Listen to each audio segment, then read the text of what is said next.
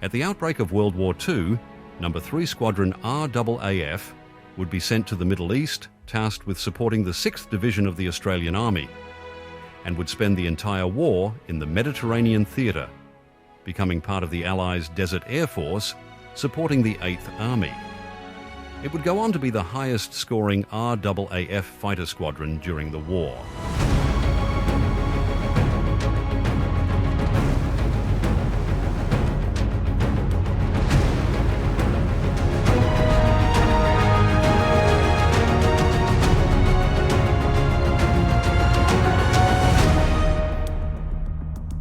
On the 24th of July 1940, 3 squadrons, 21 officers, and 271 airmen of other ranks departed from Fremantle on board the Orontes, heading toward the Middle East.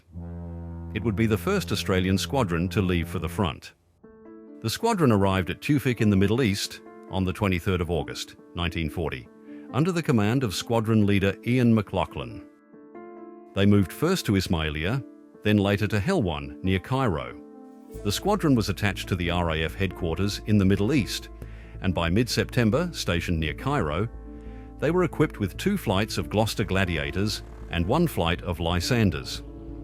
These outdated aircraft would have to serve the squadron until Hurricanes were made available. Gladiators were the last and the best of the British biplane fighters. They were descendants of Sopwith Pups, Camels and SE-5As, all of which performed effectively during the closing years of the Great War.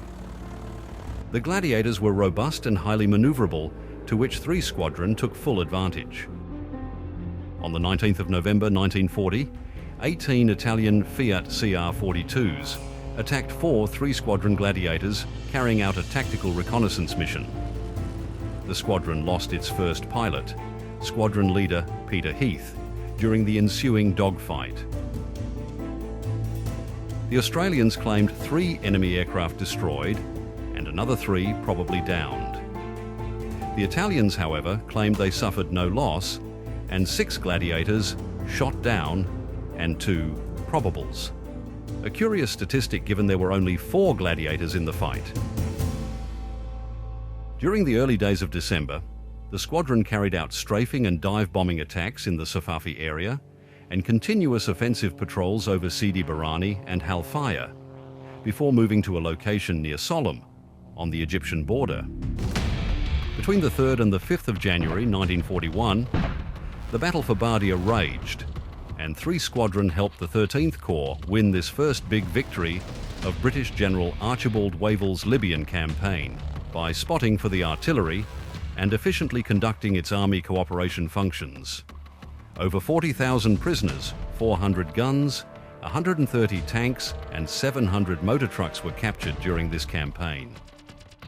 The now disorganised Italian army was on the run, chased by the Allies, including 3 Squadron, who moved to Gambit about 32 miles from Tobruk on the 8th of that month. From there, many artillery reconnaissances of the Tobruk defences were made during the build-up and the actual taking of Tobruk by the Allied forces on the 21st of January 1941, a milestone in the Western Desert War because of its strategic shipping value. On this same day, the first of the squadron's Hawker Hurricanes was released from a base maintenance depot to the squadron's new advanced landing ground at Bir Hachaim. Flying Officer Gordon Steege was one of the first to fly the squadron's Hurricanes.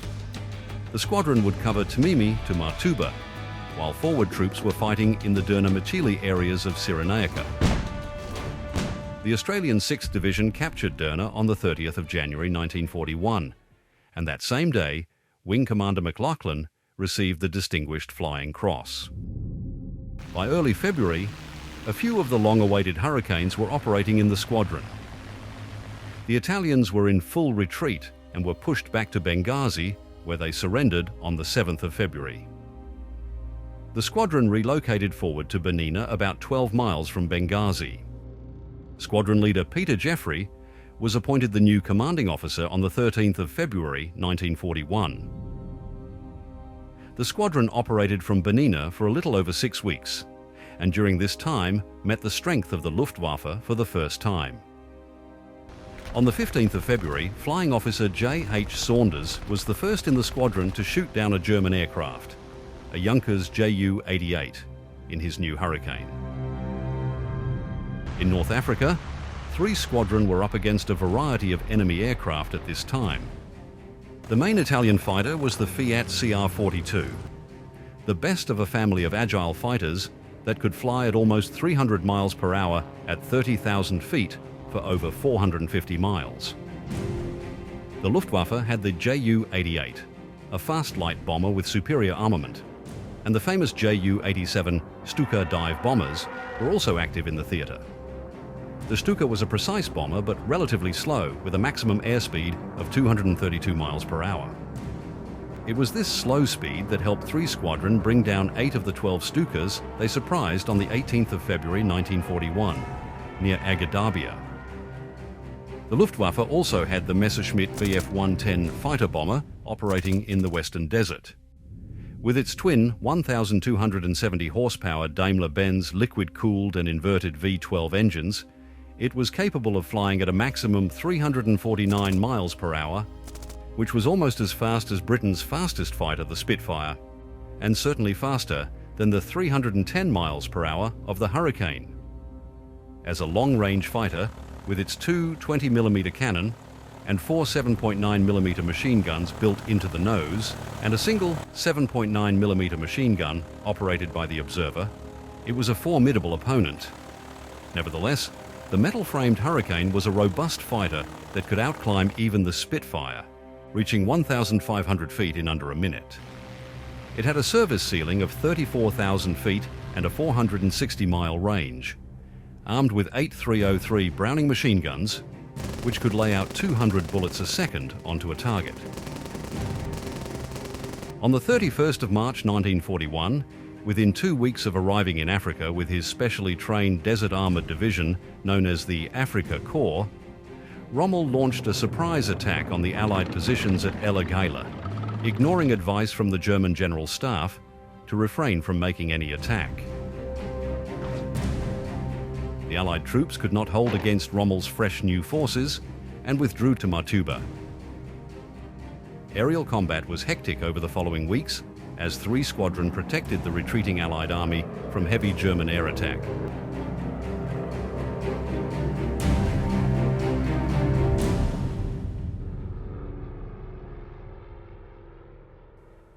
Almost every day in early April, as the ground crew was retreating by road, the squadron's pilots were busy shooting down Stukas, which were continuously striking the retreating British ground forces. On a single day, the squadron brought down no less than 10 Stukas without loss to the squadron. No, the day before we vacated Agedabia, we were subjected to an air raid. We got a message from base to expect an attack at 11 o'clock. The bombers escorted by fighters. We got this message early in the morning. And 3 Squadron was to fly up and give us fighter cover. Well, we hardly believed the accuracy of this sort of intelligence, but it turned out to be accurate as events turned out. 3 Squadron had flown from Benina, which is 100 miles to our north, took up position in the sun a bit before 11 o'clock, flew round in the sun invisibly, and at about 11:15 overcame 2 Messerschmitt 110s, and 3 Squadron descended on those and shot down one. It went into the earth and exploded about a mile away from us, and the other was hotly pursued. It pushed its throttle through the gate and took off at great speed and outdistanced the pursuing Hurricane. And then 3 Squadron had virtually been flying for an hour and a half or so and still had 100 miles to return, and they have limited fuel supply. So it formed up and flew on back. And a few of us took a vehicle and went over to where this 110 had hit the earth, and before we quite got there, overcame a flight of bombers. And we turned to go back, but they outdistanced us to get back on their gun. They laid their bombs right across the the anti-tank defenders position. Royal Horse Artillery were defending us with ack guns. Took off unmolested. 3 Squadron in the meantime was heading its way back to its base. Squadron leader Jackson looked at his fuel in the Hurricane, discovered his needle was on empty, and he turned to come back and in time to see the bombs drop. By the time he landed back on the airstrip, we'd got back to our gun. I noticed that 3 bombs had gone off within a 9-yard radius of our weapon. Our ears would have sung if we'd been on it. We'd have been distinctly uncomfortable, and the gun next to ours, the gun layer was dead. His clothes were burning and his ammunition was out of light. And I gather the officer in charge was wounded. 2 others were wounded on the gun, just as Jackson landed and taxied by us. Jackson fueled up and went off. The other 2 pilots who made these claims, one was dead in a week and another one in 6 months. And Jackson was ultimately killed in a year's time over Port Moresby. So the 3 active participants of that squadron were dead in no time, just a few months. These constant air cover sorties were done while airfields were continually moving back from the enemy advance. Some missions during dust storms, others at night. During the retreat, anything that couldn't be packed and moved or unserviceable had to be destroyed. At one stage, 48,000 rounds of .303 ammunition had to be sacrificed. To save an aircraft from being abandoned, Pete Turnbull took off in a Hurricane with a bullet-hole tyre, stuffed with blankets and grass to harden it. These were old Hurricanes that 3 Squadron had inherited. Thomas Trimble explains. Sometimes we didn't have much interception work. Usually what we tried to intercept was a German reconnaissance aeroplane that was just too high. The Hurricanes wouldn't go that high.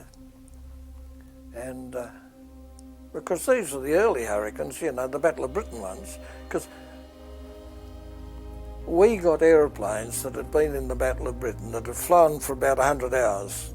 They'd been sent out to Africa, they'd flown right across Africa, then up the Nile, and in fact, the Hurricane that was allotted to me had something like 120 hours out of it. Well, we reckoned that if they flew for 180 hours, they'd had it. But then Rommel came in and we kept going back as hard as we could. We were moving every day from landing ground to landing ground. You know, you'd start off in the morning at one landing ground. The troops would get you airborne, and you'd finish your patrol further back. You might get another patrol in, then you'd go a little bit further back. We're running out of parts for the aeroplanes, and we're losing them. We're losing the odd pilot. During those first weeks of April 1941, Rommel's Africa Corps had driven most of the Allied forces right out of Cyrenaica back into Egypt, except for the English and Australian forces left isolated in Tobruk. The Australian 9th Division and the remnants of a British armoured division formed a 23,000-strong garrison at Tobruk, completely cut off from the rest of the Allied forces. They needed all the air support they could get, so on the 16th, 4 of 3 Squadron's Hurricanes landed inside the Tobruk perimeter and remained there to assist the besieged Australian troops defending the garrison. About that time, one Gruppe of the German Jagdgeschwader 27, consisting of 3 staffels of ex-Battle of Britain pilots, arrived at Amel Ghazala with their single-seater Messerschmitt Bf-109E fighters. One of those pilots was Oberfähnrich Hans Joachim Marseille, a young man destined to become one of Germany's top fighter pilots. Many 3 Squadron pilots were to fight against him and his Gruppe during the next 17 months. The Bf-109Es, arriving in steady numbers, were considered superior to the Hurricanes in speed, rate of climb and armament. Their Daimler-Benz inverted V12 engines gave them a 360 mile-per-hour speed at 20,000 feet, at least 50 miles per hour faster than the Hurricane. This was one of many reasons that influenced the Allied command to recall 3 Squadron to Akyr in Palestine on the 3rd of May for retraining and re-equipping with the relatively new American Curtiss P-40B Tomahawk. Powered by a 1,150 horsepower Allison engine, the Tomahawk's speed and performance was closer to that of the Bf-109. It was a fairly maneuverable machine which performed well at low altitudes and suited the desert conditions quite well.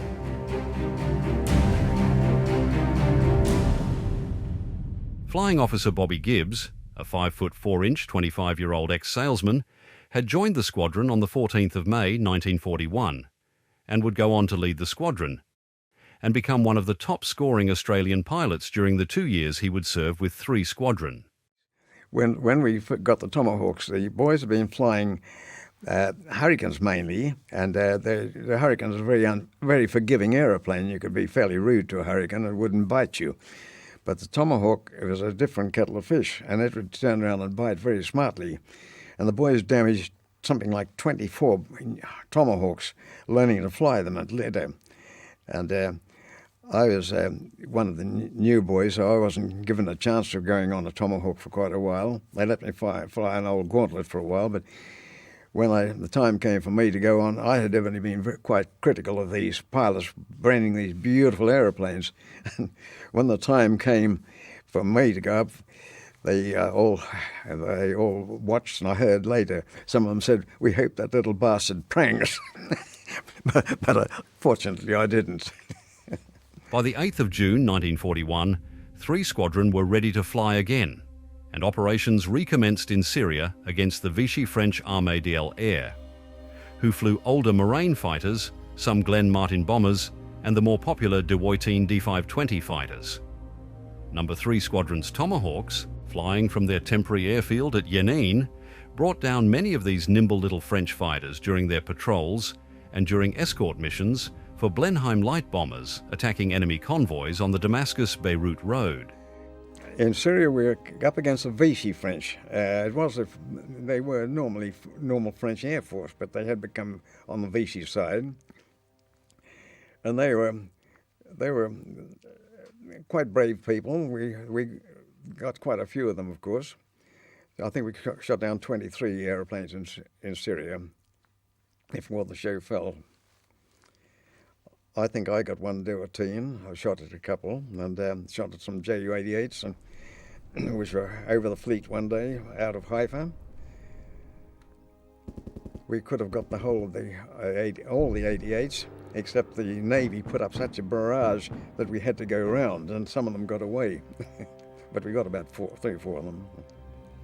After the Blenheims dropped their bombs, the Tomahawk pilots guided them out of the area before returning to strafe the road, which the French called Nightmare Road, because of the intense, heavy, low-flying strikes the squadron made.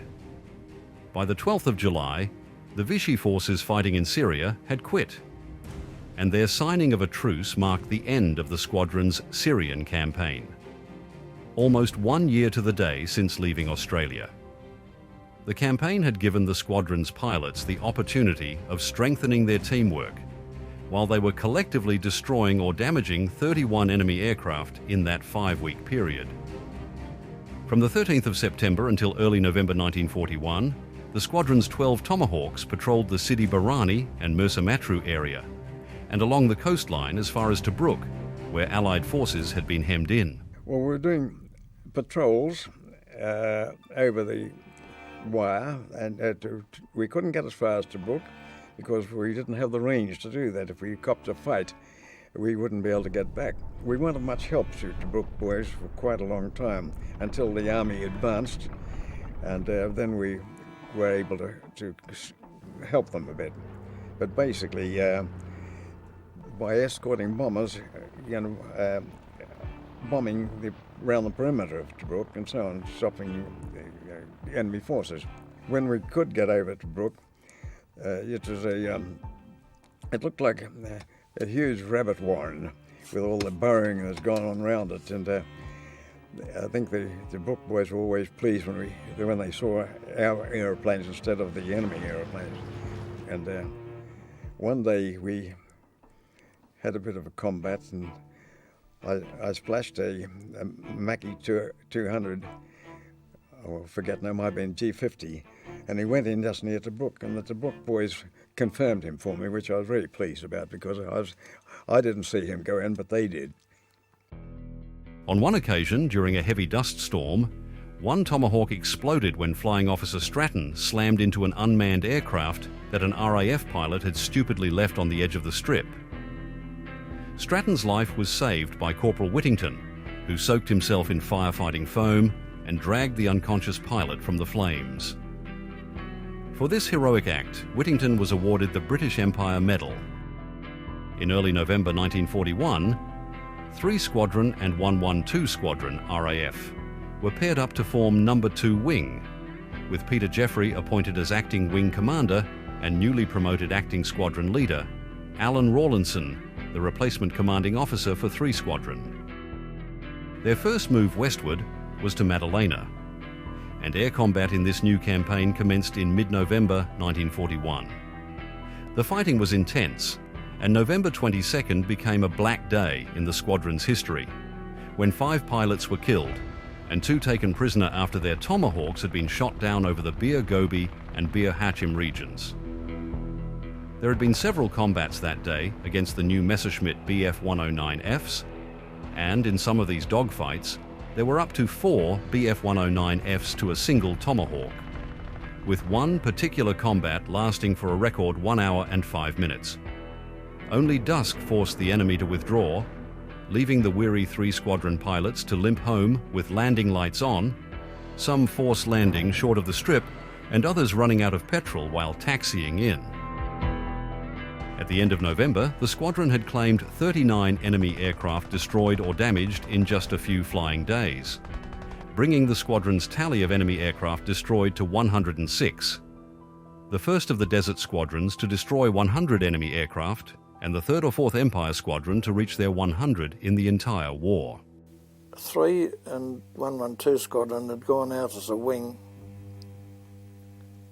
and we'd been attacked by 109s several times on the way out to the area that we were supposed to patrol.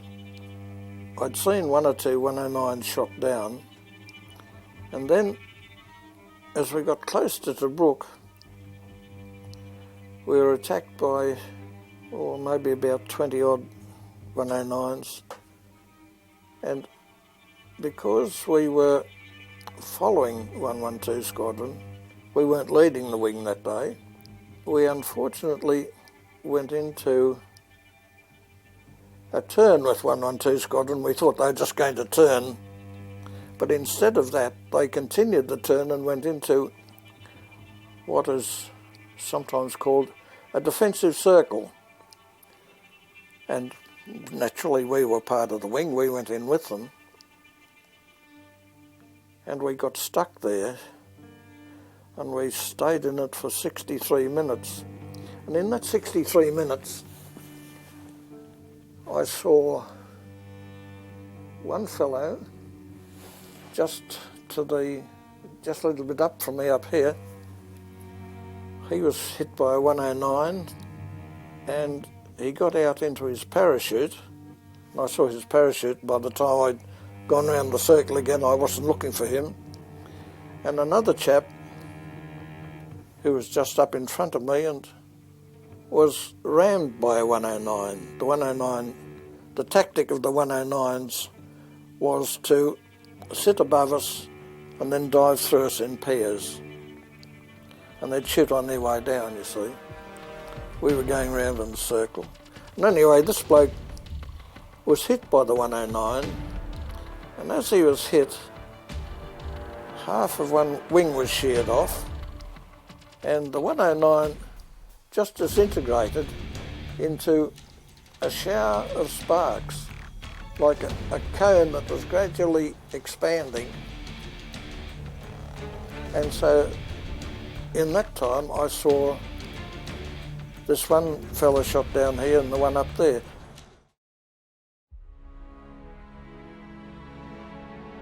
During the time that the squadron had been fighting in the Syrian campaign, the Africa Corps had maintained a continuous siege against isolated Tobruk.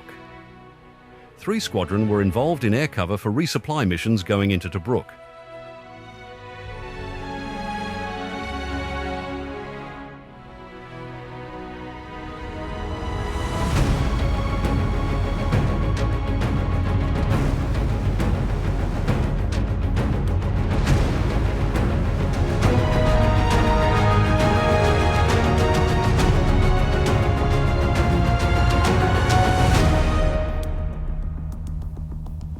What we used to do, we'd cover them in and then we'd circle around till they got out again.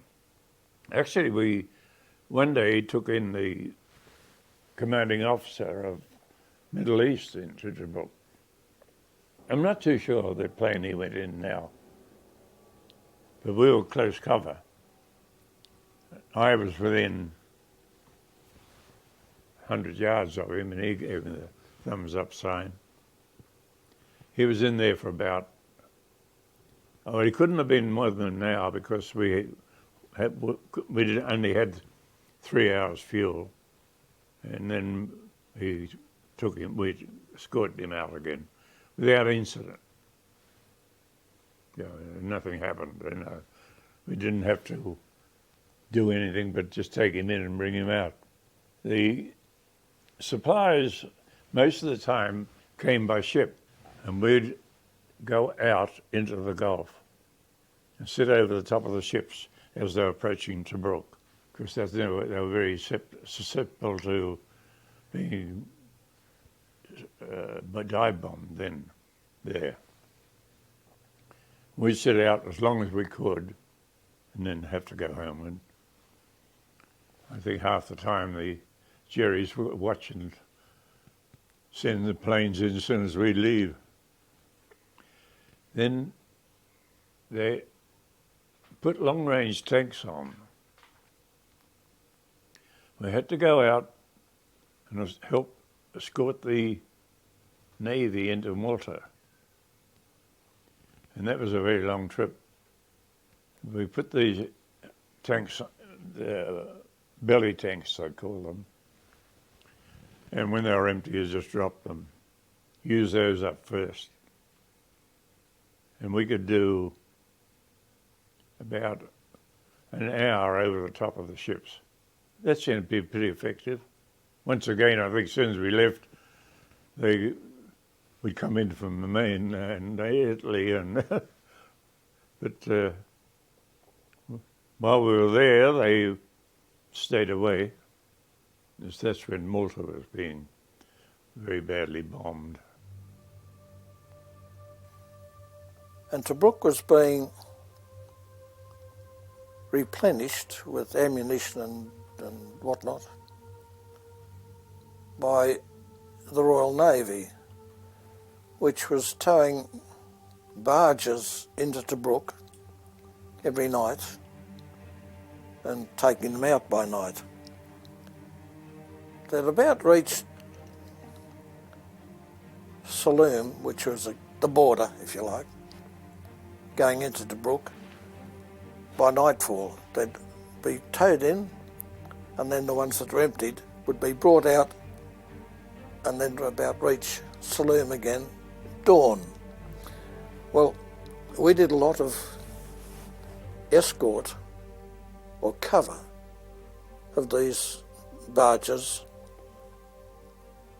from City Anish, and for that purpose we developed a new formation again, which was called the Weaving Pairs Formation, which was a little bit copied from the Germans in that the aircraft flew in pairs, but at different heights like this, and everyone was weaving, except the leader. He flew straight. Someone had to know where they were going.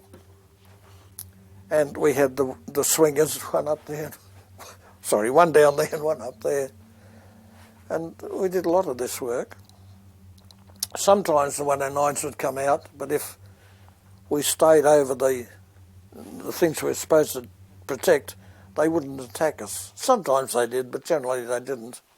Sometimes there'd be naval ships that we'd have to protect, but you couldn't fly over them because the Navy would shoot at anything that came over it. Sometimes we'd do a patrol, just an offensive patrol out past Tobruk. Sometimes we'd escort bombers out on a bombing raid near Tobruk.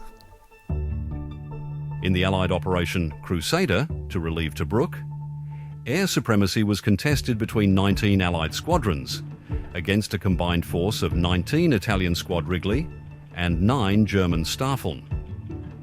In all, 228 Allied aircraft were fighting 258 Axis aircraft on the last day of November 1941. On that same day, a 109 flown by Oberfeldwebel Otto Schulz, attached to Staffel 2 JG-27, crippled Sergeant Tiny Cameron's Tomahawk, and this forced him to land behind enemy lines. Within minutes, Pete Jeffrey had followed him down, picked him up, and had taken off for home. This heroic act helped the wing commander win yet another decoration, the Distinguished Service Order. By early December 1941, 3 Squadron was the first in the Desert Air Force to be re-equipped with the new Curtiss P-40E Kitty Hawk. These aircraft had superior firepower than the Tomahawks, 6 wing-mounted 0.5-inch Browning machine guns, and were equally robust, ideal for desert warfare. It was the warhorse of the Air Force amongst fighter bombers. Like the Dakota was for transport, it was a fantastic aircraft. Decker still flying around the place. But the Kitty, as a fighter bomber, was good. But as a fighter, the 109 was much better, and the Mackie was the same thing. But I think our pilots were better pilots than the other people. To survive, wouldn't have survived otherwise. In the air, the Kitty Hawk Mark I's coped well with most of the enemy aircraft they met. They could turn tightly, but the lack of a supercharger was a distinct disadvantage against the Bf 109 F2s, which were then appearing in the desert skies in increasing numbers. I was still a sergeant. I never even got flight sergeant. But it didn't matter. In the Air Force, rank didn't mean anything. It was experience. And by this time, I was getting reasonably experienced. So they put me in charge of the wing. I learnt later that I was the only sergeant ever put in charge of a wing. Anyway, we went to an advanced airstrip or airdrome. And I had 8 planes from my squadron, and the other squadron had 12. There were 20 of us altogether. So when we were sitting on the ground waiting for takeoff time, well, when we were what we'd call the scrambled, because enemy aircraft were coming in. And the call came, and I'd spoken to the CO, or leader of the other. I said, I'll let you take off first, because the wind was coming in one direction, and I will take off crosswind with 8. You go off first, and your dust will go away. Just circle once, and I'll be underneath you. Then I'll go above you. Anyway, he took off, didn't wait. We took off, and I climbed up. There was cloud cover at about 11,000 feet. It was light, wispy cloud, but just enough that you couldn't see through it. And I was climbing up. I thought I could see a shadow on it. And we'd always been taught that wherever there were the Stukas, where they're coming in, the dive bombers, wherever they are around, there's usually fighters sitting above them to protect them. And as once again experience, I'm going up towards the clouds. I could nearly smell them there. And one of my crowd, he said something about the fight is down below. I just ignored him. just, I'd hardly had the words, heard that, and out of the crowd came 6 109s. And we were heading up towards them, luckily. We'd have been going down towards the Stukas, they'd have got all of us. It seems a strange thing to say, but a plane going up is a very steady platform for firing. A plane coming down at you is turning, and it's not as steady. And I was able to lift my sights, and I had a good shot at the leader, and then had a go at a second one. That day we shot down between the two squadrons. I think it was either 18 or 19, and we had one bullet hole in one aircraft. And I got 2 109s and damaged a couple. When we got back to the squadron, we were being debriefed. I said, I thought I got 1 and damaged a couple. And my number 2 said, oh, you got more, you got 2. He said, the very first one that came in, you shot at, he kept going. He went straight in. I must have shot the pilot. Of the new arrivals to 3 Squadron was the Australian National Rugby Union player, Flying Officer Nicky Barr, destined to eventually destroy more enemy aircraft than any other pilot in the squadron. Just a few days after joining the squadron, he brought down a Messerschmitt 110, and the very next day, a second 110 and a Ju-88. On the 13th of December, Tommy Trimble would become yet another victim of German ace, Hans Joachim Marseille, on a mission out to Martuba, just northwest of Tobruk.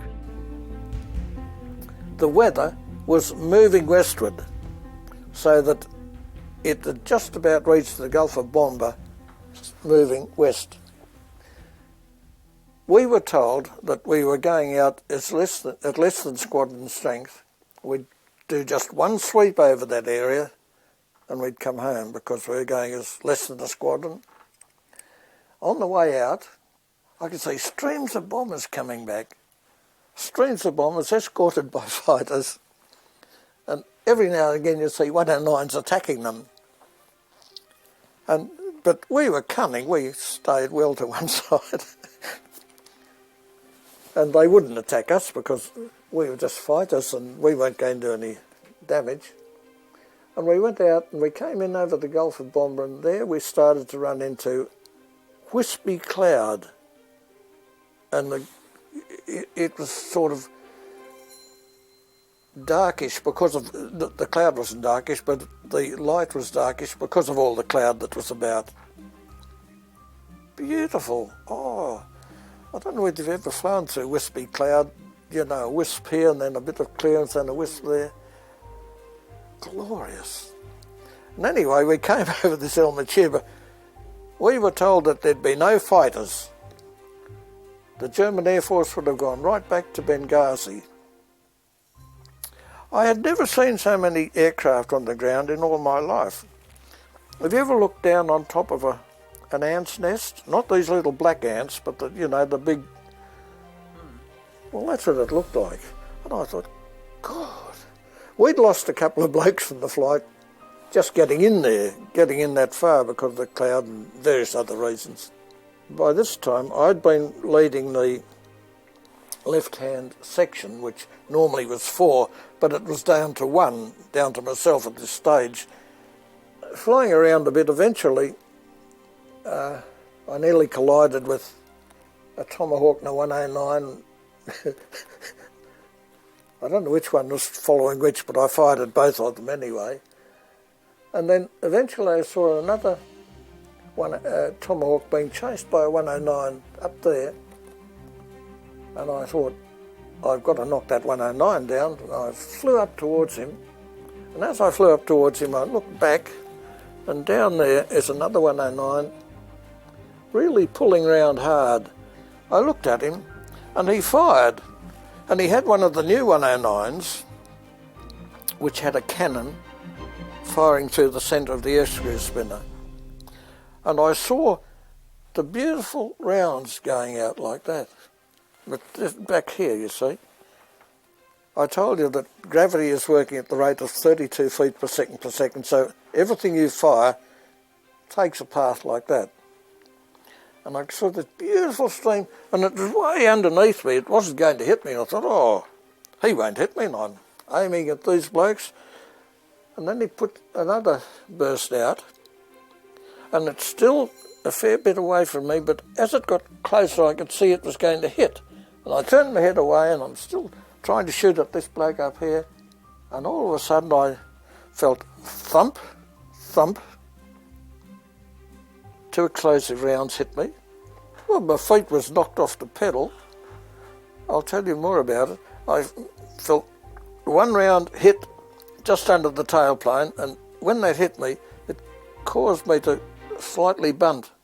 And then a 4th round hit. Now, I've got a model of an aeroplane there to show you, but I had the canopy halfway back, and I didn't have my goggles on because it was hard to see in the conditions. Canopy was halfway back because I'd been flying partly in rain, and I wanted to be able to see out to the sides. And the 4th round just hit the top bow, the front bow, and it put a little dent in it like that. That round was a 20mm that exploded, and my head was only about that far away from it. And the hole there is gradually closed up. But various things happened all at once. My head was filled with fragments. These 2 rounds burst the fuel lines of the engine and ignited the fuel, which came up through the cockpit. So the cockpit's burning. My windscreen was blown out, blown away from the top bow, and it curled, fortunately it curled forward like this because it was held at the bottom. The armour-plated glass in front, which in the Tomahawk was separate from the windscreen that was behind it, because it was an afterthought by the Americans when they sold them to England. And by curling out like that, have you ever seen a ship's bridge where they have something to keep the air going like that? Well, you see. Anyway, I immediately knew that I'd have to get out because the aeroplane was burning. So I went to undo my strap, pull the pin out. And at that instant, I became unconscious. But just before I became unconscious, I thought, oh, thank goodness, I'll be dead before I hit. I won't feel it, you see. That's what I thought. Anyway, I'm lying there and burning. My face is just burning, cooking. Only this much, only that much, because I've got my helmet down to there and my oxygen mask here with the microphone. So my eyes are just cooked. Everything's cooking up here. And of course the flame is burning my gloves, but I always wore leather gloves, you see. So all that was happening was the gloves were shrinking a bit. And then all of a sudden I woke up. Oh, sorry. As this happened, the stick had come back, the airplane had flicked, and I was spinning. When I came to, I became scared. I thought, geez, I'm not going to be dead. I'm going to feel all of this. I got out of the spin. Well, the flame is starting to die down because, you see, all that happened was that the fuel lines were cut, and the explosion of the explosive rounds had ignited the petrol, but once that was finished, the flame had gone out. So I got the thing out of a spin, but my eyes, this eye was closed completely, and this one was nearly closed, but I managed to squeeze had opened, and I saw the Gulford bomber was out on my left, and therefore I was heading south, which was better than flying into the sea. And then I realised that I was going straight down. Having come out of the spin, I'm still going down. And I thought, geez, you know, I was only a couple of thousand feet when I was hit. So if I pull it out, if I pull the aircraft out of this dive, I mightn't fly into the ground. Well, I pulled it out of the dive and I still hadn't hit the ground. And my eye closed up, so I'm blind now, but I can feel things. And so I pulled the airplane up until it just started to reach its stalling speed, because you can feel all these things. And then I put the nose down a little bit till I built up speed and went like that. And eventually I felt the air screw hit the ground and I just flattened it out and skidded to a stop. As injured as he was, Tommy managed to avoid the enemy and was found by Arabs who facilitated his return to the Allies.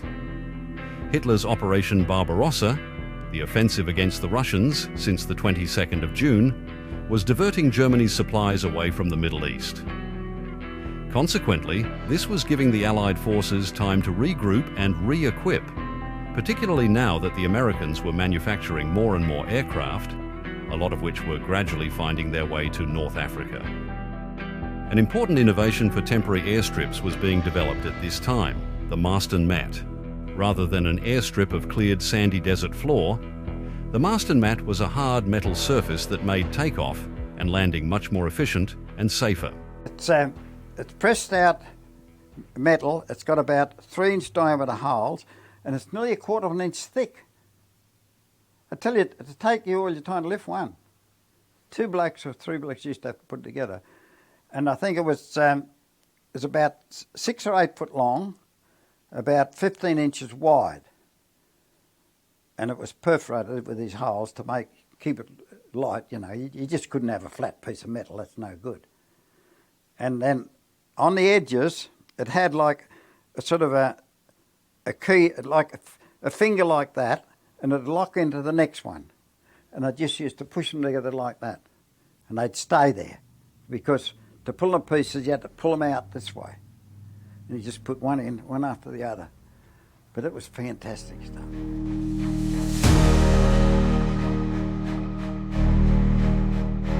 Early January 1942, the squadron shot down 12 enemy aircraft.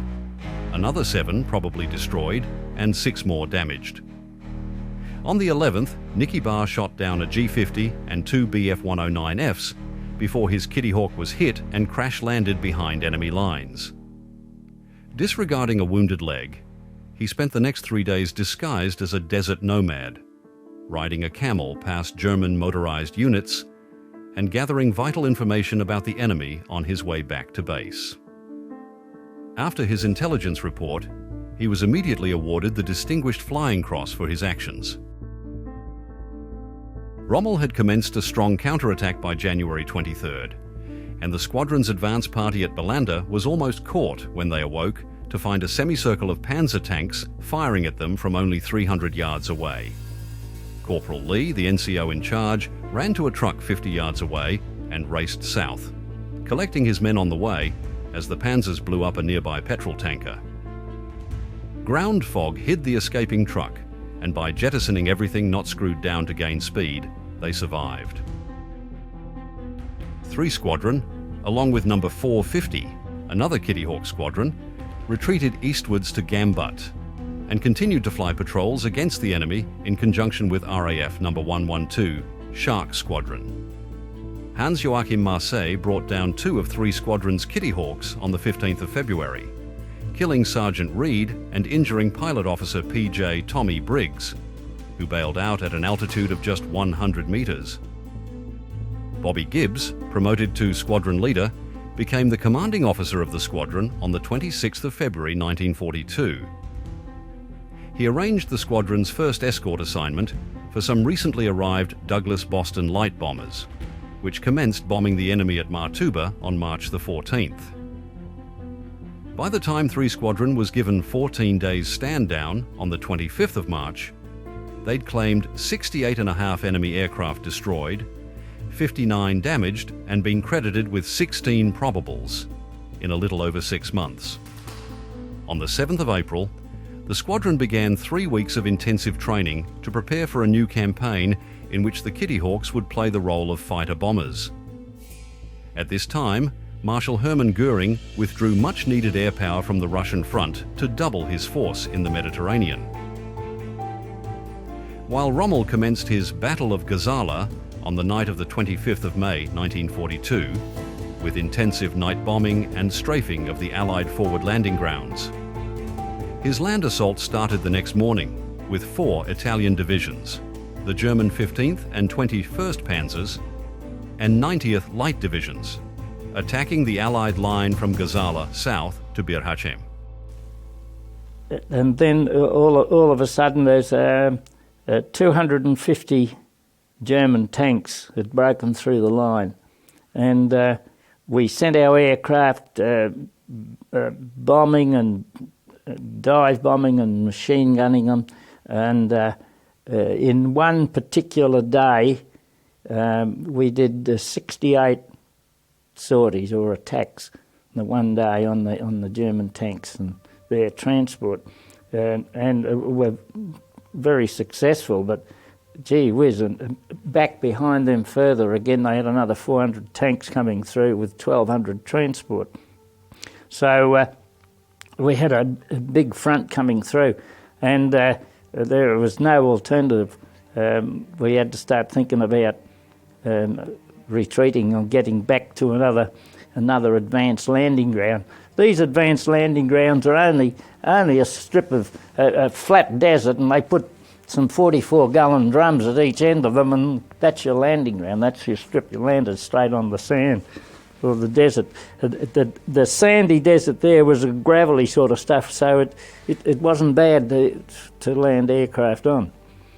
So anyway, we retreated out of there. We just got out of there in time.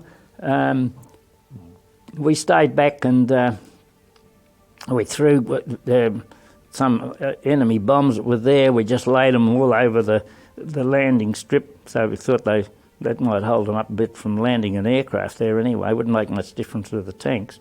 And then we scattered a few of our bombs around which we couldn't carry. We had some bombs in the bomb truck, and the ammo truck was okay.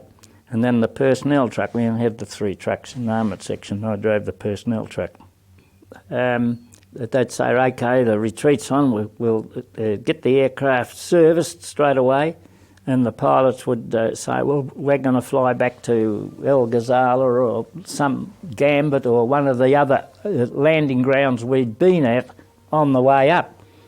So they'd say, well, we're going to make for that. And our other flight would probably be there. We had 2 flights. And when we advanced, we'd leapfrog over like that. And so Sea Flight were probably back there. We didn't know where they were. We didn't know where the base was or where Sea Flight was half the time, because communications there weren't any. And so the pilots, we'd get them off the ground, and any aircraft that was unserviceable and couldn't be shifted, well, we'd just destroy. And although one of our fitters at one stage, he got an aircraft going, and he flew it back to the next advanced ground. But he was an engine fitter. He's a very experienced guy, and he thought, oh, I'm not leaving my bloody plane here. So he's off. He got in and he took off, and he took it back to the next drone. He knew where the drone was, and he just had to follow the coast along. That retreat now, that wasn't although we came back a fair way. We came back past Trebuk, Sidi Barani, Saloom Pass, and now that's another story. Coming down these passes, there were 3 passes along that coastline. On one particular occasion, we had to come down the pass. Now these passes were a death trap really, because the Germans, especially when there's a retreat on, they were They were flying and observing everything. And now observing in the desert's dead easy, because one truck just ploughing through the desert, the dust trail that it leaves can be identified from the air from thousands of feet up. And you got no cover, you haven't got anything. They can just come down and strafe you and bomb you. There's nothing you can do. You can keep driving, or you can pull up and just run away from your vehicle and lay on the ground. Anyway, we came down this pass, and you've only got to go down the pass once to see all the vehicles that have been strafed and been pushed over the side of the road and rolled down. It's about 1,100 foot drop in 2 miles. You come down these passes, and they were built by the Italians, and they come round like this. And it's just a single road, and you got to take a correct lock on your truck, or you got to stop them back and mess around.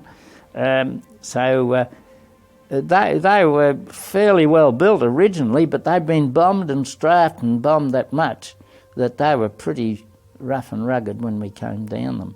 I imagine you were travelling in a pretty low gear. Oh yeah, you'd have to stay in very low gear because the steepness of the decline and the fact that you had to stay on it, because if you go off the edges, you're likely to hit a mine. You either hit an S mine or a ratchet mine, and that's another story I'll tell you about mines later. So you had to stick to the middle of the road, and if you transgressed off the side of the road, you could hit a mine. And they were aware of this when they set their mines, just the likely places you're likely to go off the edge of the road. And that's why whenever we passed anybody, we'd pass them that close. And sometimes we might even knock a bit of it with the trucks. And so you didn't like getting off the road at any time.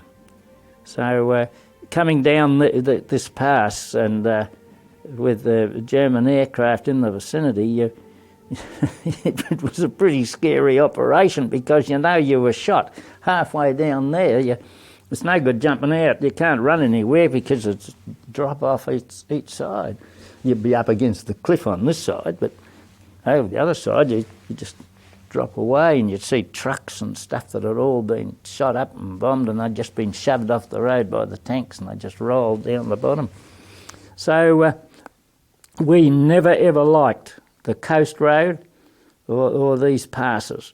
There was Hellfire Pass, Saloon Pass and Derna Pass. There's 3 big ones, and gee whiz, they took a heavy toll on transport trying to get up and down there, because the Germans knew them well, and they were always waiting to strafe or bomb them, especially when there's a retreat on, because when a retreat on, there's nothing really organised about it, because all your trucks are nose to tail going down that coast road. So we used to stay in the desert wherever we could. We reckon we were a lot safer up in the desert, well out, away from that coast road. And even though you left dust trails, at least you could scatter. And we used to scatter our trucks right out, never follow well behind one another, not unless we were absolutely positive we were safe. 3 squadron pilots flew at least 2, and sometimes up to 6 sorties per day from their Gambit airfield, mostly bombing and strafing the advancing enemy tanks, troops, and every close Luftwaffe airfield. During all of this, Nicky Barr was appointed CO on the 28th of May, replacing a hospitalised Bobby Gibbes who'd broken his leg and ankle after he'd bailed out from his Kitty Hawk.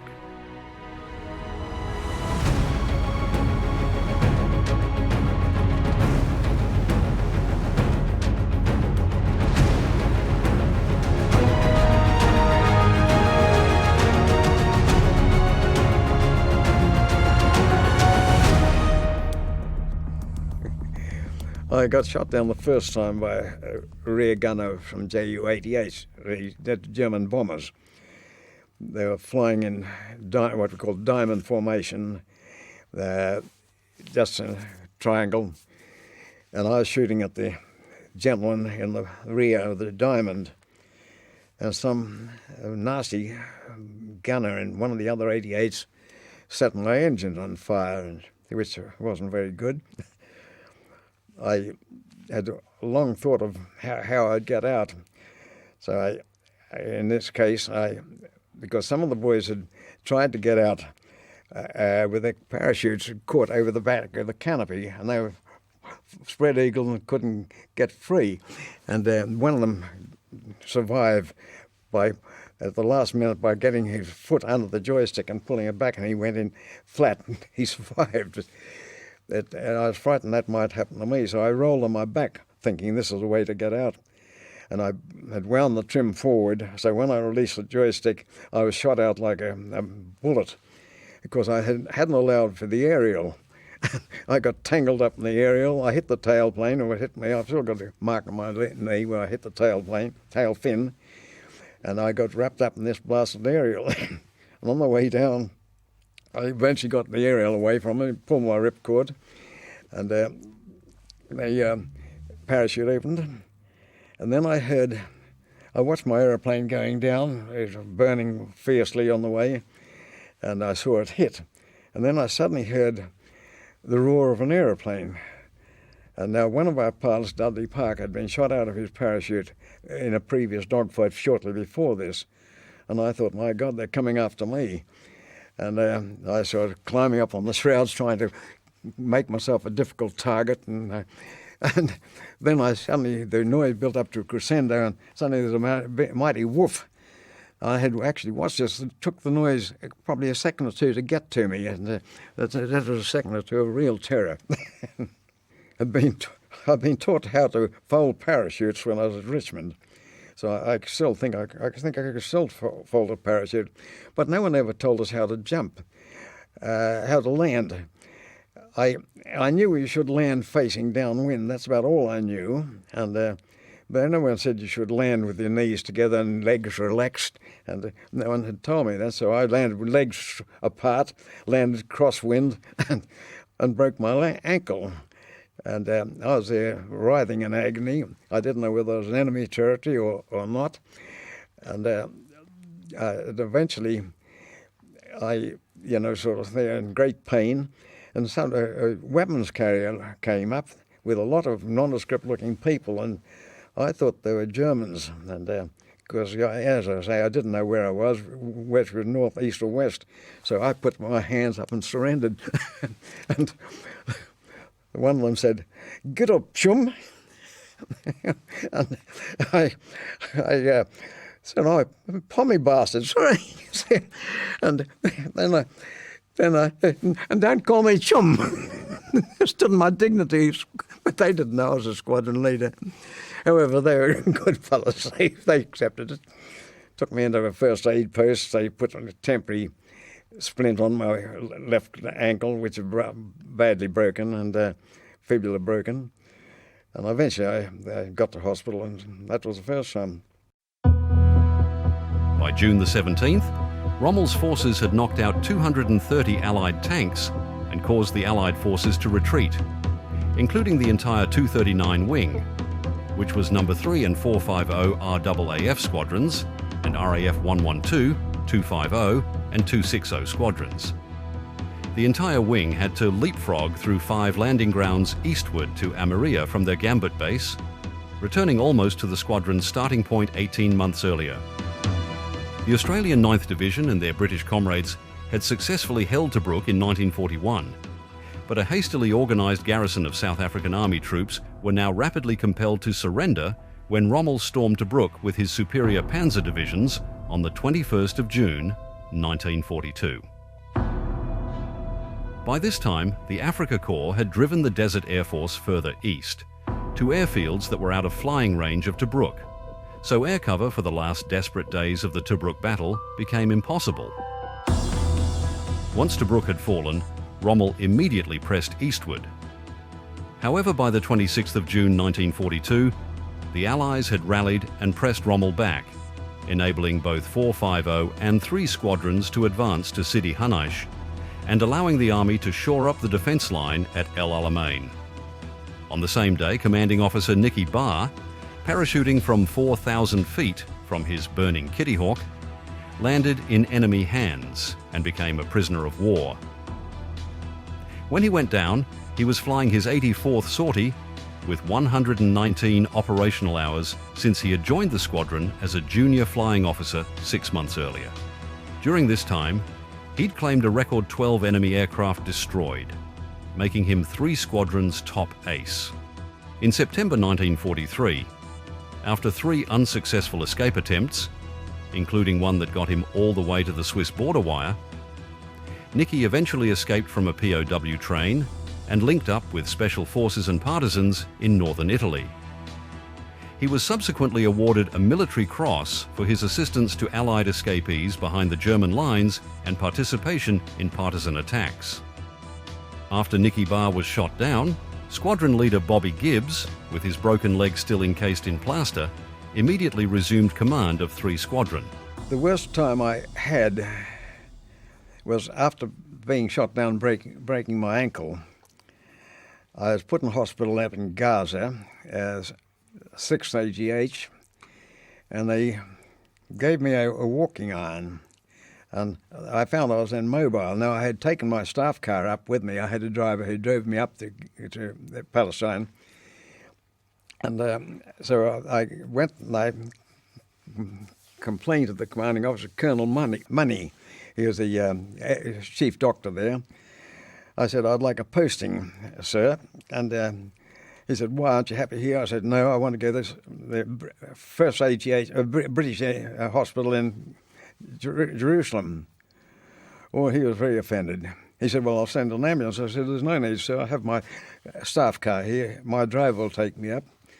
Because the moment I got in the car, I went into Gaza. I sent a signal to the first AGH in Jerusalem, where I was supposed to be going, and said, please delete posting Squadron Leader Gibbes. Gibbes now proceeding Heliopolis for medical board. That's Heliopolis just outside Cairo. Of course, I had no intention. Got back to Cairo. I had a friend who was a boss of Anglo-Egyptian Motors. I don't know, I think he could have been partially English anyway, but he was a nice guy. And I got him to make a walking iron for me. I had an iron on the bottom of my plaster, and I had another fitting made that I could then sit on the floor of an airplane and work the rudder, the brakes, and the rudders wouldn't worry me, but my toes, I couldn't move my left foot because of it was in plaster. But by moving my backside backwards and forwards, I was able to put on brakes.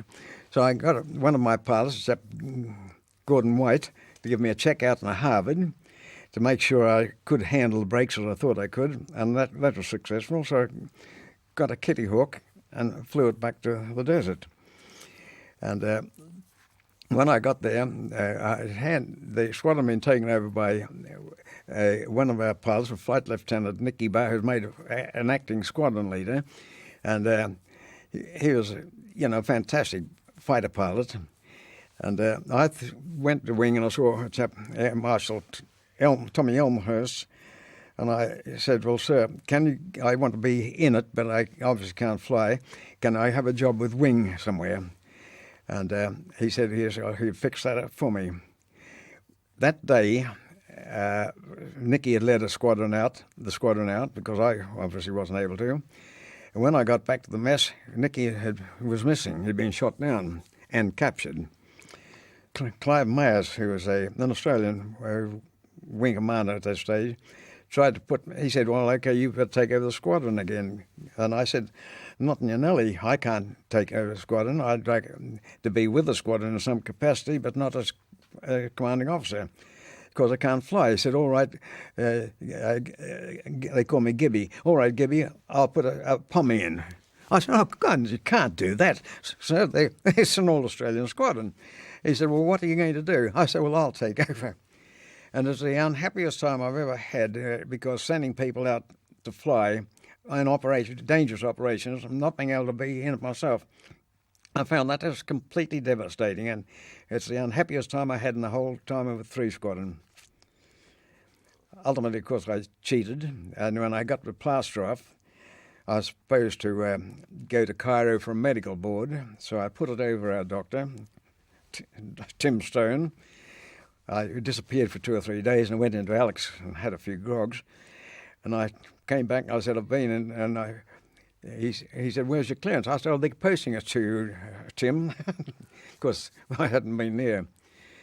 So I couldn't fly because I had a fairly stiff ankle, and my squadron doctor, Tim Stone, had not cleared me to fly. So I used to get one of the boys to park an aircraft near my tent, and he'd be on the trip flight, but he'd come and sit in the tent when I'd sneak into the aeroplane and fly. So I was flying illegally for a while, but no one woke up to it. And that way I was happier again.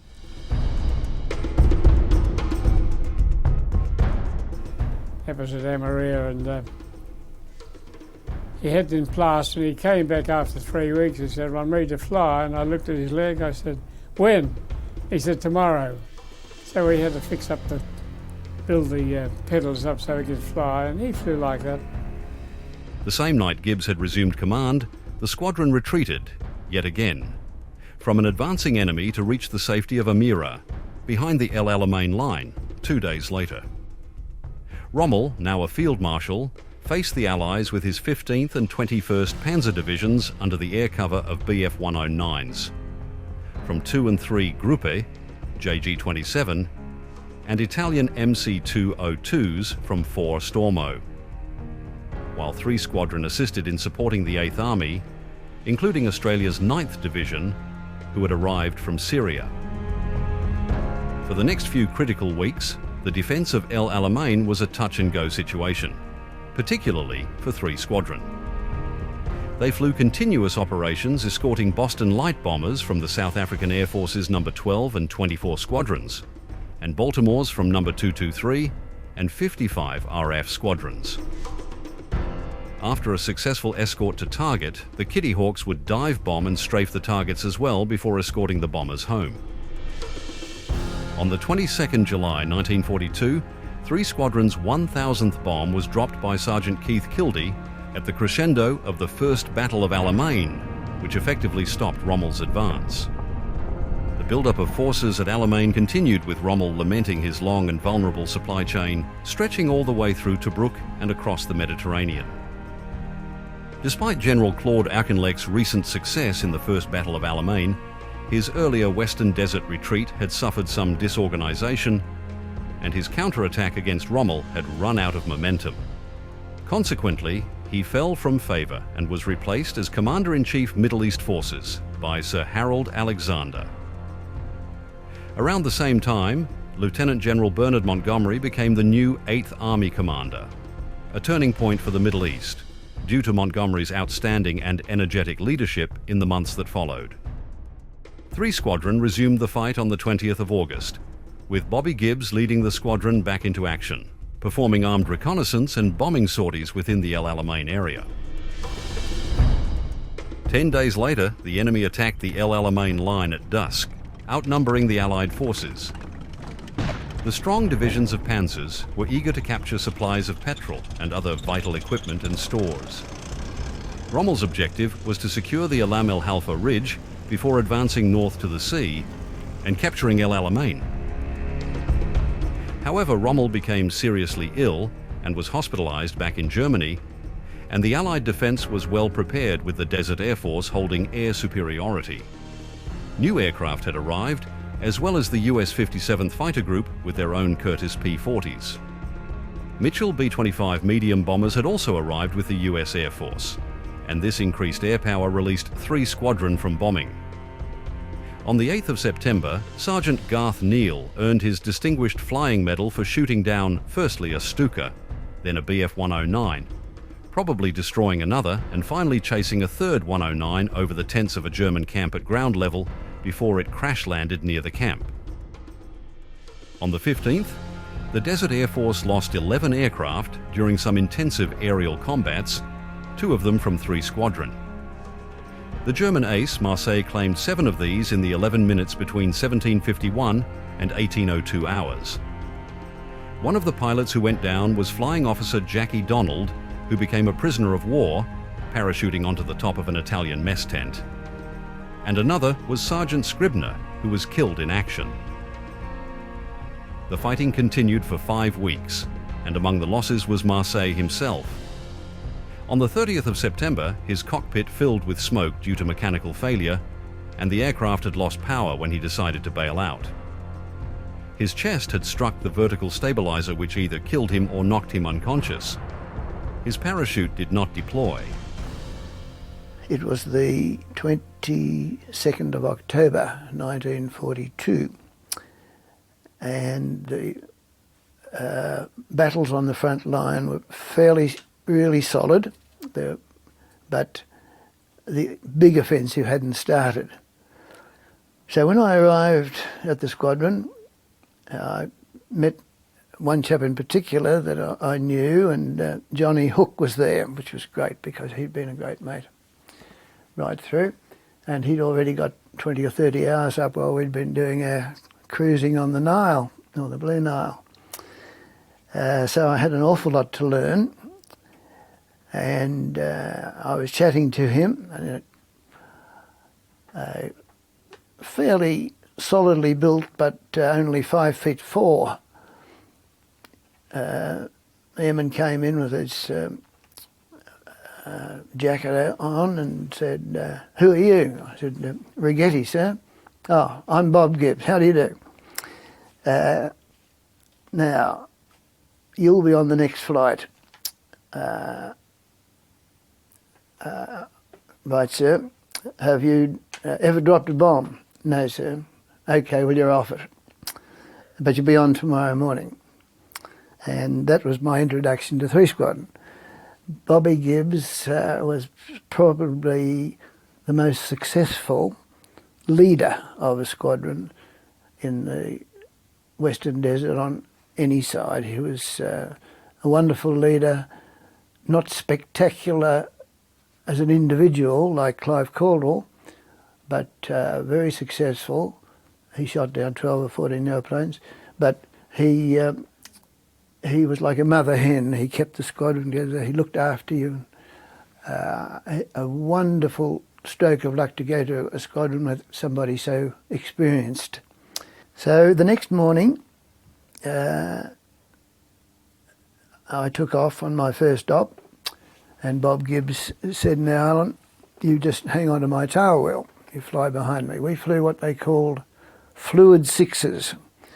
The leader, Shabby was our squadron call sign. Shabby Red Leader, which was Bob Gibbes, or the boss, who's always called. Nobody else was called sir, but he was always the boss, or sir.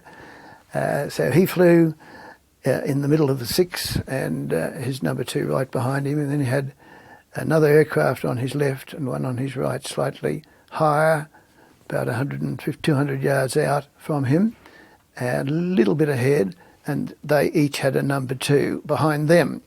So that meant that all the aircraft in that 6 could weave to look for enemy aircraft. So they weaved, and head went right around a full circle and around as you're searching the skies, whilst he could navigate.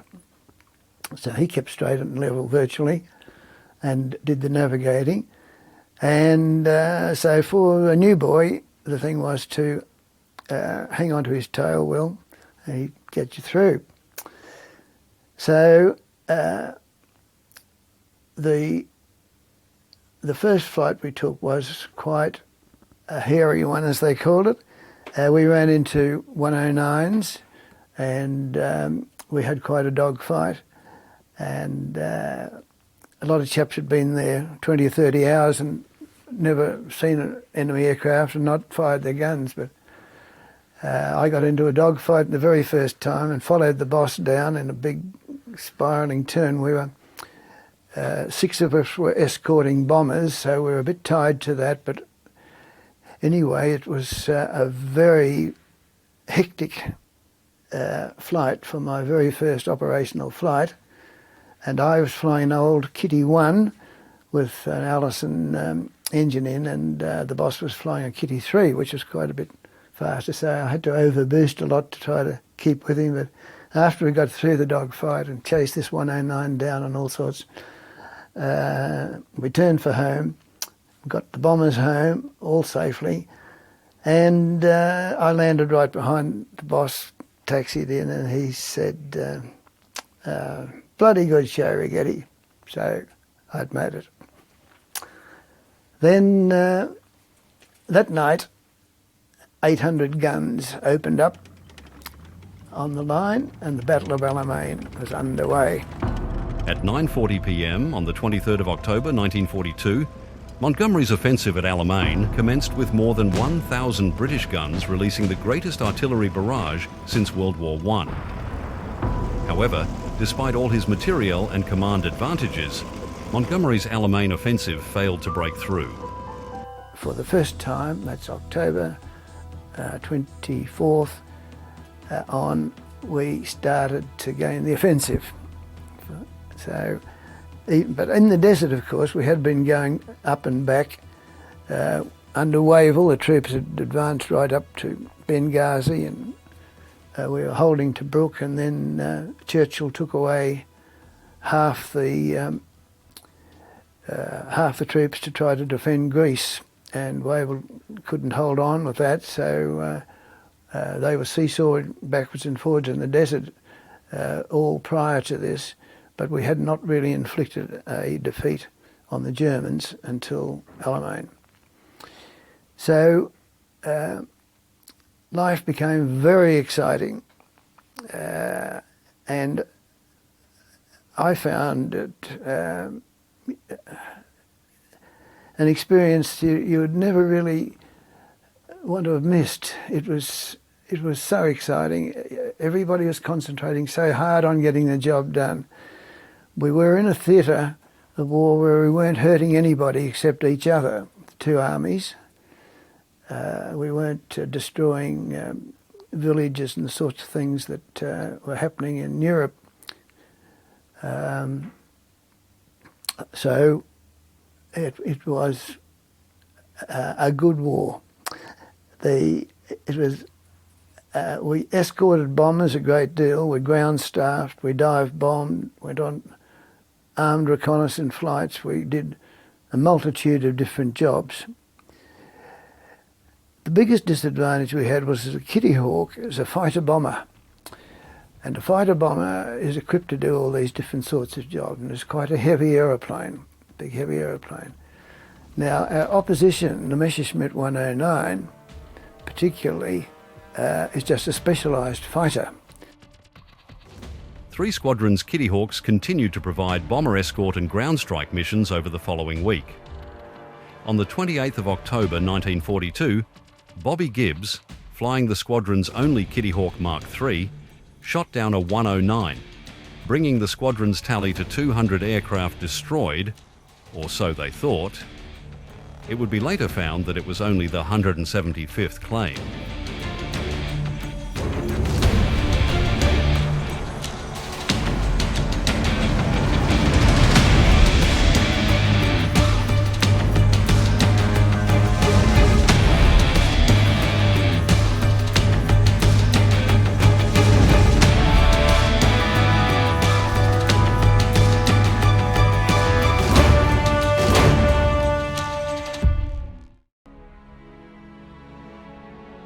Montgomery's tactics were finally working, and by November the 4th, the German front had been pierced, forcing Rommel's armies into retreat with Monty's 8th Army in hot pursuit.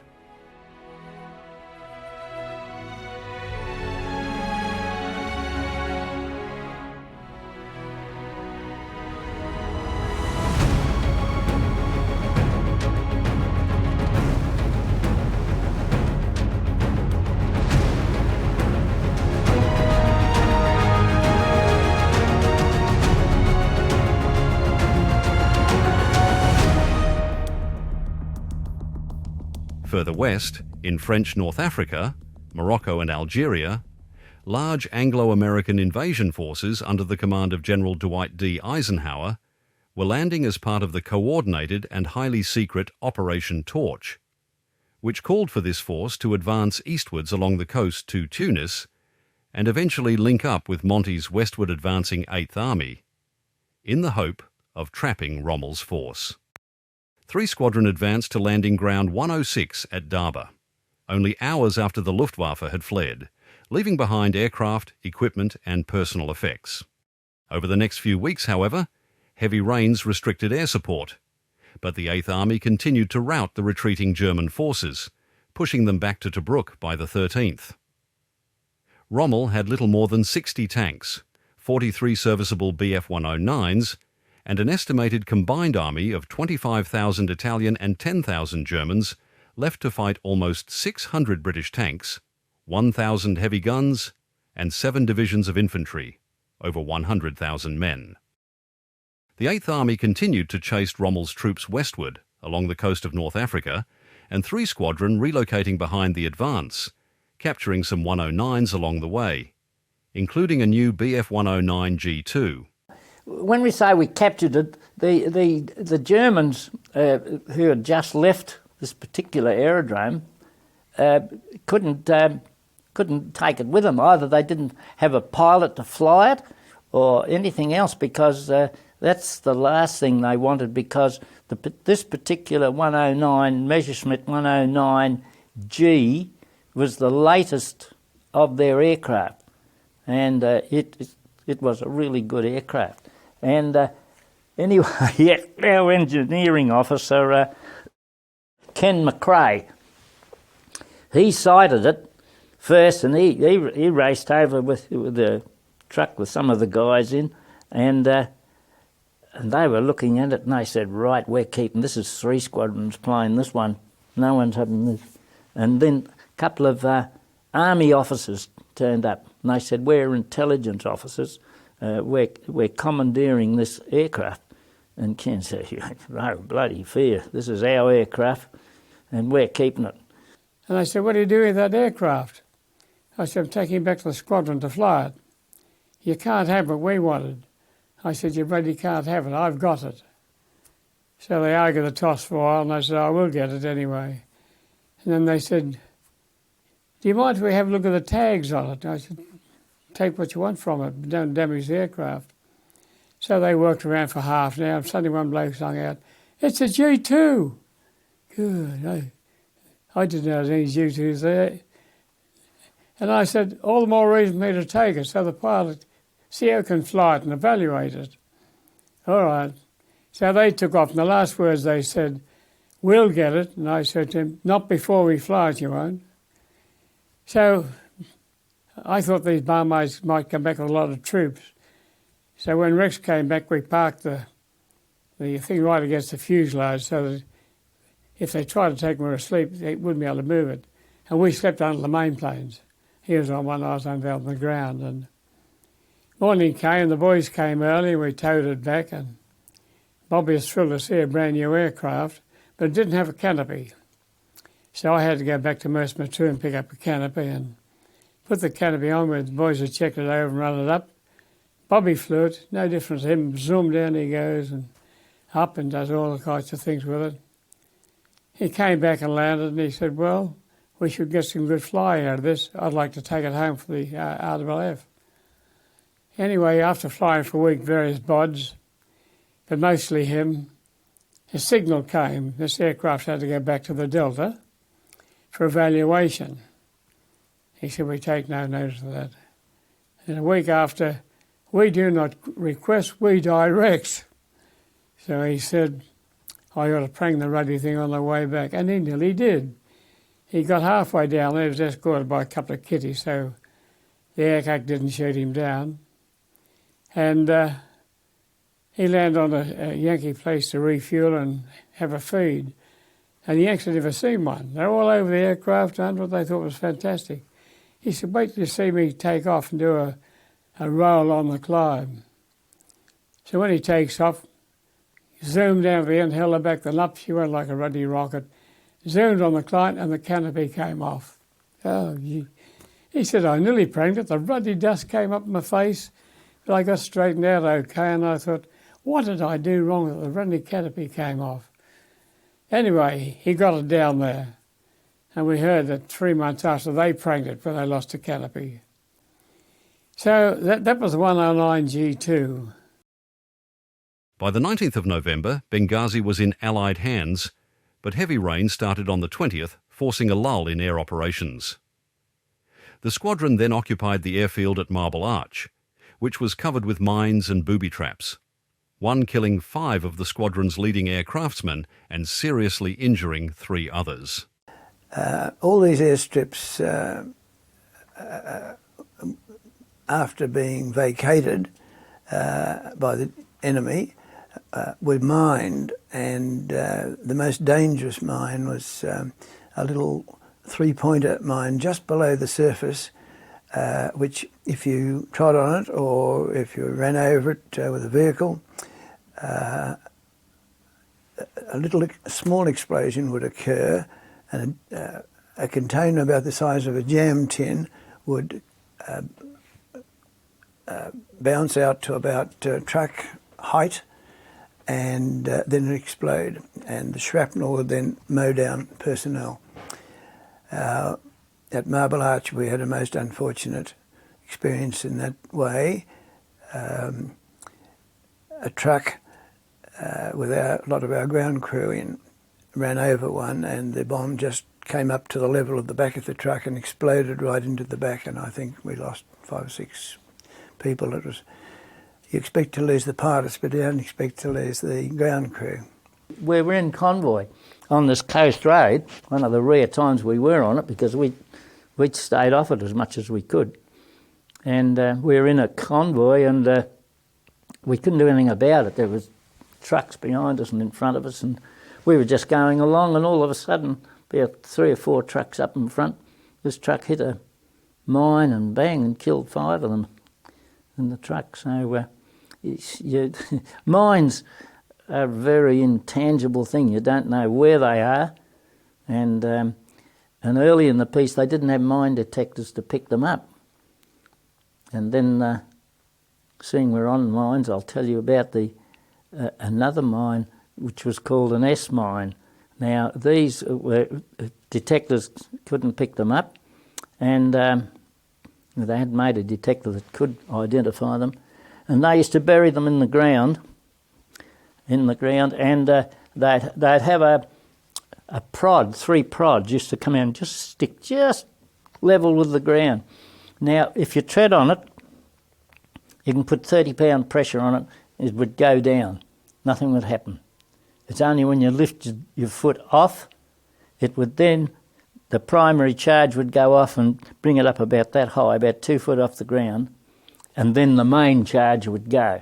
And in the main charge were 370 little cast iron balls in that.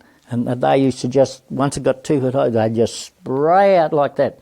And they'd kill it, 80 yards, 100 yards. And we, our armament truck, at one particular aerodrome we were at, called Marble Arch, there was 1,000 mines they dug out of just the runways. And it was so bad with these mines, these S mines, that you weren't game to walk on soil. If there was a truck wheel mark, you'd walk along that wheel mark till it crossed another one, then you'd go down that one, just to be sure that you're not going to tread on a jolly mine. Because this armament truck was a sea flight armament truck. They pulled up, and one chap jumped over the side and killed 5 of them. The blinking S mine. One chap jumped on the mine, and the others were just getting over the side of the truck and killed a lot of them. So these S mines, cows, I think. I've only known of one chap that did tread on one and got away with it. He was a AIF Army lieutenant. No, I don't think he was AIF. I think he was a British Army lieutenant. He trod on one, but he was an engineer, so he knew all about these, and he realised he'd pushed one down. So he took his foot away, put his hand down, kept the pressure there, and laid flat on his back, knowing that it's got to jump up that high before it goes off. And he finished up with just he had a few wounds on his back, It didn't kill him, but he had the presence of mind to do that. And the only way they could get him out was to get a row of engineers with bayonets, and they'd push them in on an angle like that. To dodge the top of them, they push in on an angle.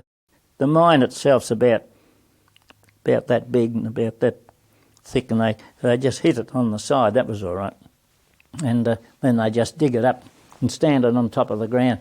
And they'd have rows of chaps with these, pushing the bayonets into the ground, putting them on top, and then a truck come along and pick them up. Then they'd destroy them. But yeah, so they were dangerous for everybody. Many were killed or injured by these mines left by retreating enemy forces. Felix recalls other dangers on the ground as well. I've seen several pilots burnt in their cockpits. Chaps I know, they've crash landed and couldn't get out of their aircraft, and often they might be legs broken at the ankles. And they can't push up to get out. You can't get to them because it's just all fire, and they just burn to death, And those sort of things, they stay with you for the rest of your life often. But certain things hit you more than others, especially if it's a mate. I had one of my mates shot in front of my tent, and accidentally we were fixing up .5 cannons we'd taken out of the aircraft, and we used to put them on a little box outside the tent. We had nothing to work with. It was just we had no workshops or anything like that. We used to work out in the open. It was just sitting on a box, and his mate just pushed the recoiling portions back with the barrel, and it fired off 5 shots. And Don Riley's little mate of mine, he was just at that exact time he was walking fair distance away in front of the guns, and the shots went through his arm, through his shoulder, through his heart, right up through his head. 5 of them. Every shot hit him because they used to fire very rapid, and so he was killed on the spot. Well, his mate that was working on the gun, he wasn't any good after that. We sent him home, and so those sort of things, and we buried him there and then, and he was just, we got an old prop and put his name and that on it, and when we left, it was just a mound of sand in the desert, and those sort of things you remember. The squadron was soon hitting the Germans in the Sept area, scoring a valuable direct hit on 4 88mm guns, regarded by the Germans as their main defence weapon. On the 21st of December, squadron leader Bobby Gibbes led a 6 Kitty Hawk reconnaissance patrol over a German-held airfield called Hun, located 188 miles from Marble Arch. Parked around the airstrip was a mixture of 12 German and Italian aircraft and gliders. And one particular day, this job on Hun cropped up. Bobby was CO, and the long-range Diz Patrol had found a secret aerodrome, which they knew nothing about, with 109s on, well into the desert, not near the coast.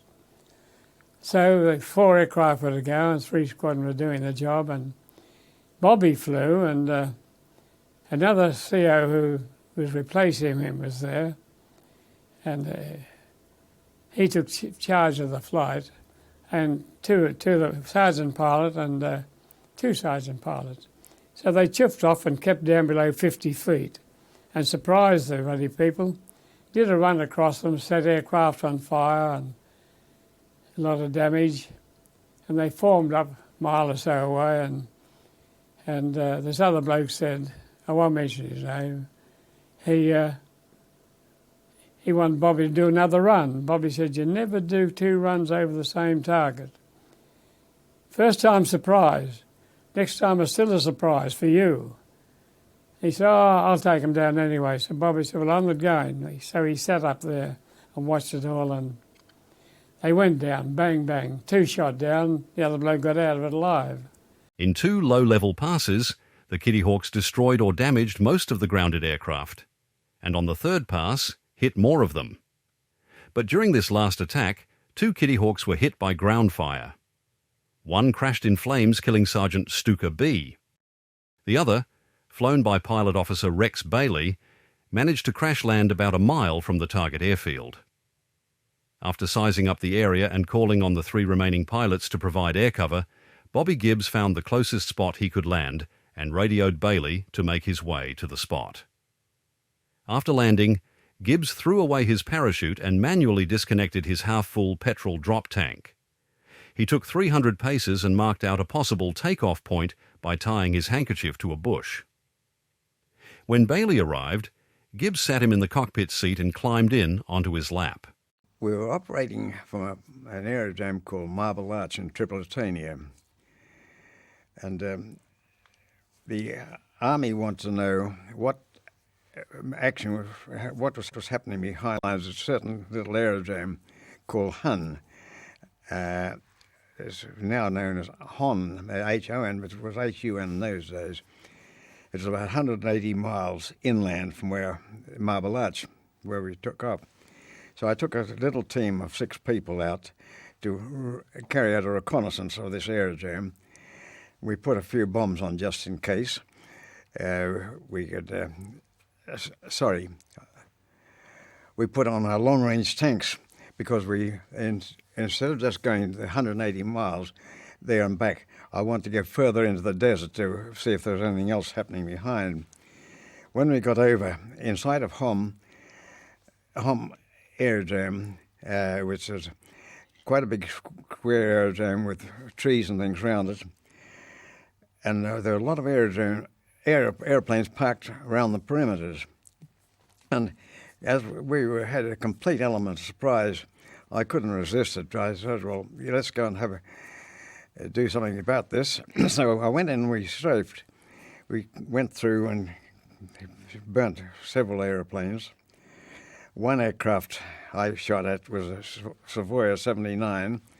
It must have been full of ammunition because it blew up. And as I went through the blast, a huge blast, my tailplane lifted up, and with a stick hard back, I was going straight towards the ground until I came out. I thought my tail had been blasted off. But I survived that. That was okay. So then we had a complete element of surprise. So not a shot had been fired, so I came back and we did a second run through. Normally you'd only do it once because more than that it could be dangerous. But this time I took a chance and went through the second time. This second time we had a few shots fired, but nothing much. But I had a new flight commander there who had been sent over to take over the squadron from me, a permanent officer. And he didn't know the danger. And he turned and to go in again. So I called up and I said, for goodness sake, don't do that. Stay awake, come and join up. But he went in and 3 of my other pilots followed him. And it was inevitable. One of them was shot down, and the other one was hit in the air, and he went in flaming.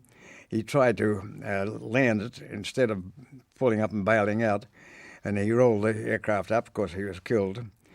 And one of them went down a chap called Bailey, fairly near the aerodrome.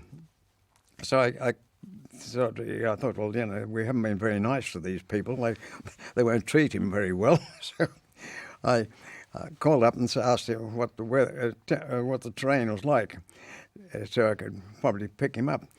He said, "No, don't." He said, "It's impossible down here, and there's no chance of you landing." But I found another spot about a couple of miles away, quite a good spot, and I landed. I was a bit wary about landing because I had holes through the top of my main planes where I'd gone through this bomb blast. And I thought if one of them hit a tyre, I'd be in great trouble. So I touched down very gingerly. If I'd realised that if I'd had a tyre flat, I would have taken off straight away without coming to a halt. In other words, while I could. However, everything was right, and I landed. I taxied in as far as I could to get towards him, and from a devious route, And then when I couldn't go any further, I stopped the motor, got out, and I had a long-range tank on, which was still half full of petrol. So I knew I'd have a very hard job getting off because there wasn't much room.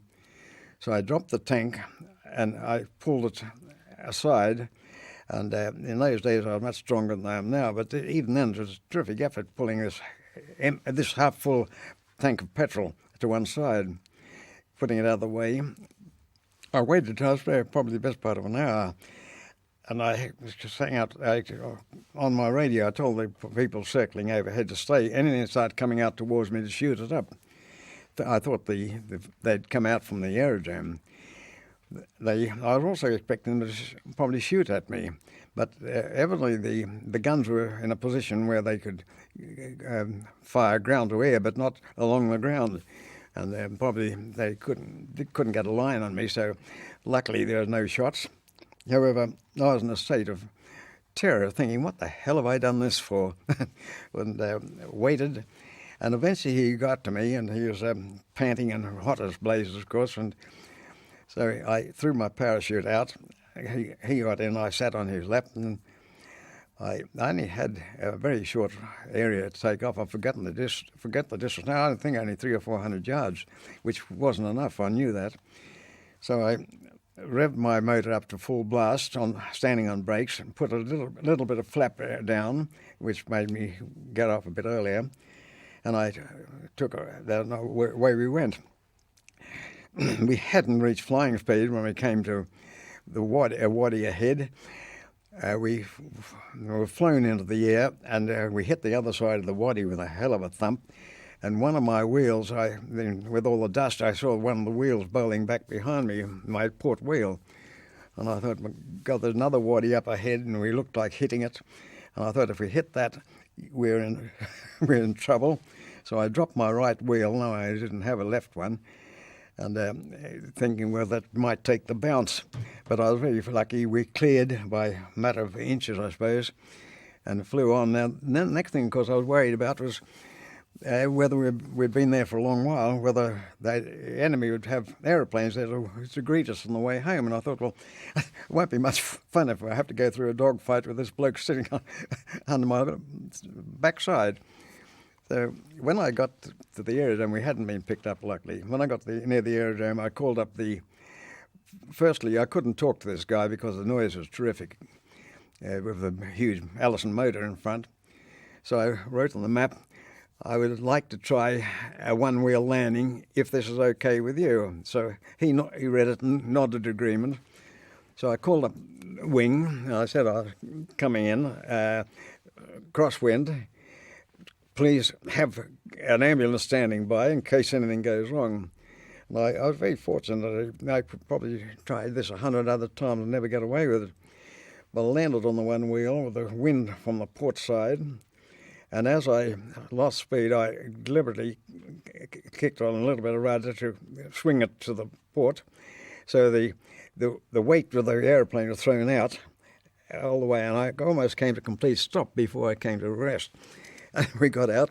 The aeroplane was flying again 3 weeks later. I had saved the aeroplane, and we needed them desperately. They patched up a few holes in the wings and so on. Well, that was all that was about.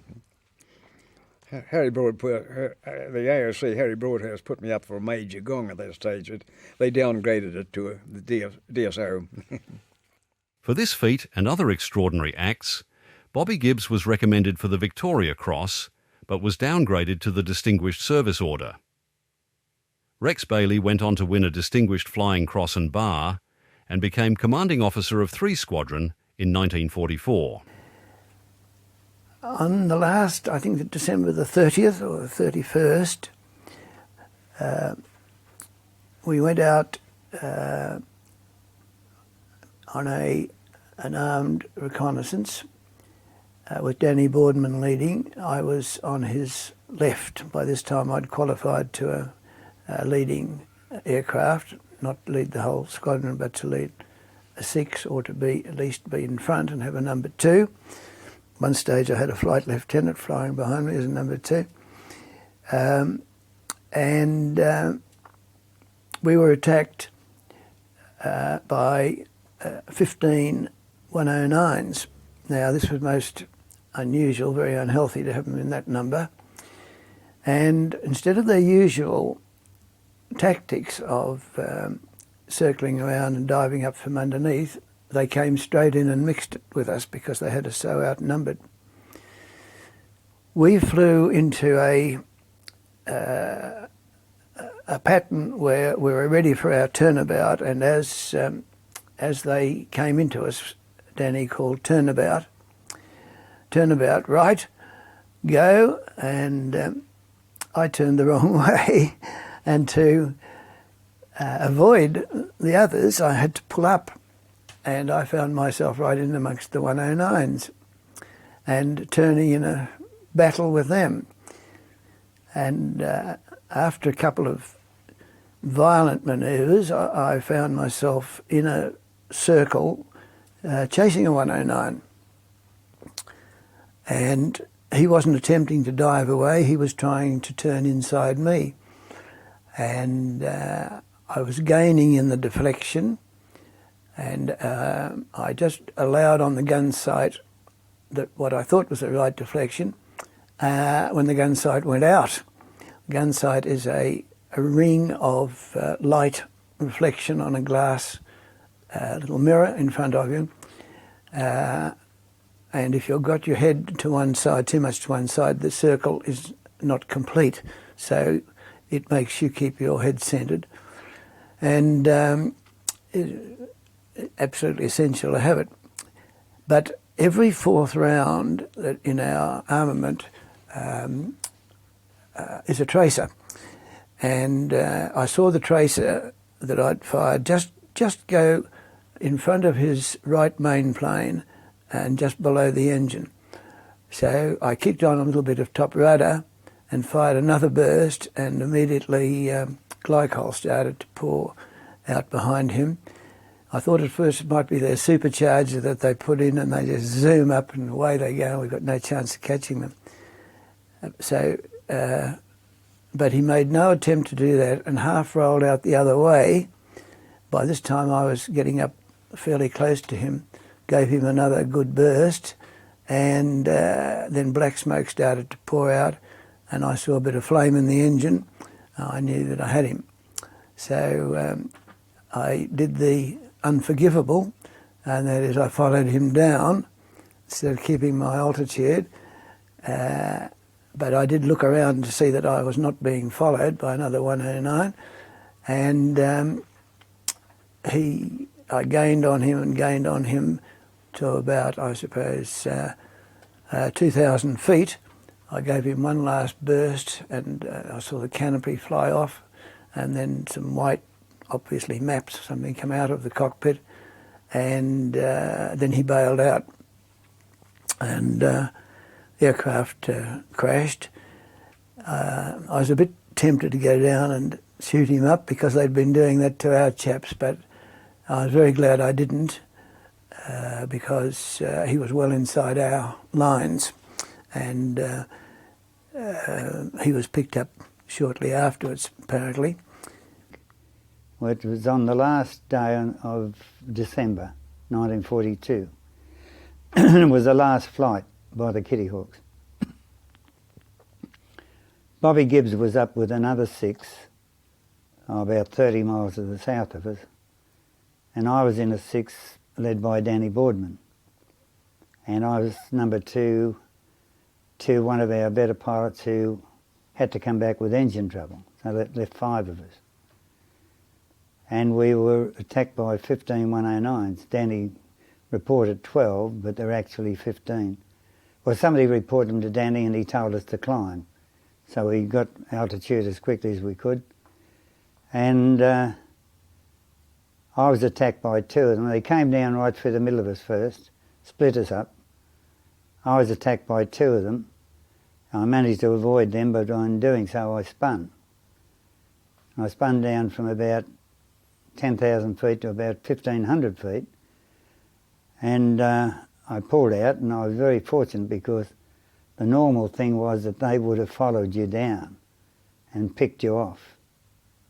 So I climbed back up, and I was attacked by two more virtually head-on attacks. But they must have been new pilots too, because they didn't seem to have very many clues. And I got a quick shot at one, and I don't know that I got any strikes on him, but I thought I may have. And anyway, they disappeared, and I'm on my own. And I noticed up above me, about 1,000 feet up above me, was a 109 just looking at me, just casing me up, and probably trying to get into a position to attack me. And I was watching him, and obviously we were both oblivious to anybody else. If a 109 had come behind me, I would have been in trouble. But he didn't see Randall Watt coming in behind him, and Randall Watt just shot him, and he just exploded. And then Randall went off west. He'd seen another couple, and he got another probable. And I was on my own. I saw another aircraft to the east of me, and I thought it was a 109. I made my way over, and it was Danny Boardman coming home. So I thought, well, if the boss is going home, I'm going with him. And that's it, but everything had dispersed by that time. But that was a bit scary. On New Year's Day 1943, Flight Lieutenant Dave Ritchie had a lucky escape after an encounter with 5 Bf-109s.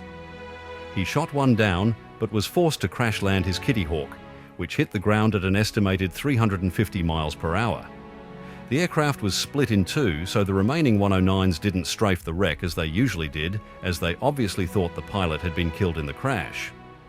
Ritchie not only survived the crash, he hired a donkey from some Arabs and covered the 40 miles back to the squadron, riding the donkey through the front lines.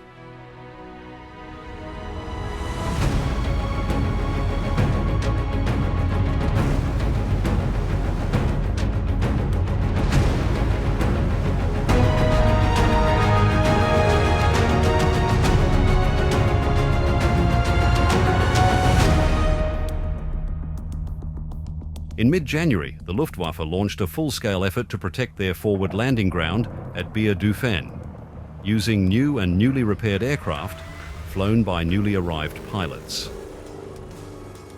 On the 14th of January, more than 20 109s attacked a formation of Boston light bombers, which 3 Squadron were escorting to bomb Bir-Dufen.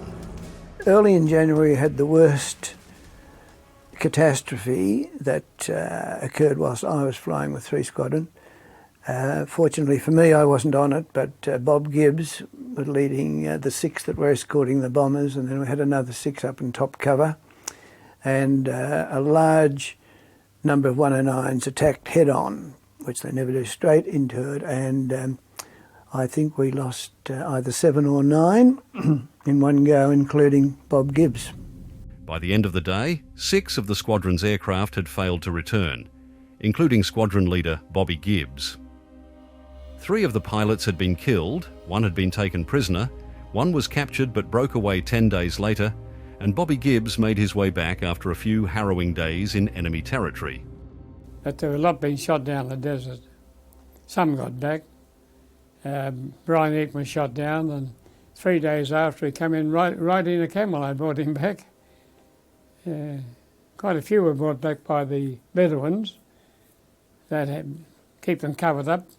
Bobby Gibbes, he was shot down, not very far from the front, and he buried himself in the sand for a couple of days until the enemy moved back. Then he came back.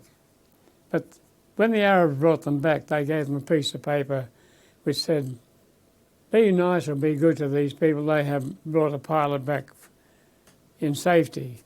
Well, these blokes would be on the road, they'd just flash that, they'd be picked up, treated like ruddy lords. It was a great passport for them. I guess they paid us money too. We were escorting bombers, the American bombers, and we had to form up at low altitude to keep below the radar, say under 500 feet. And we had to go across, we're going to raid a place called Bir-Dufen. And we formed up with the American squadron at low altitude, and they all formed up very nicely, and away we all went.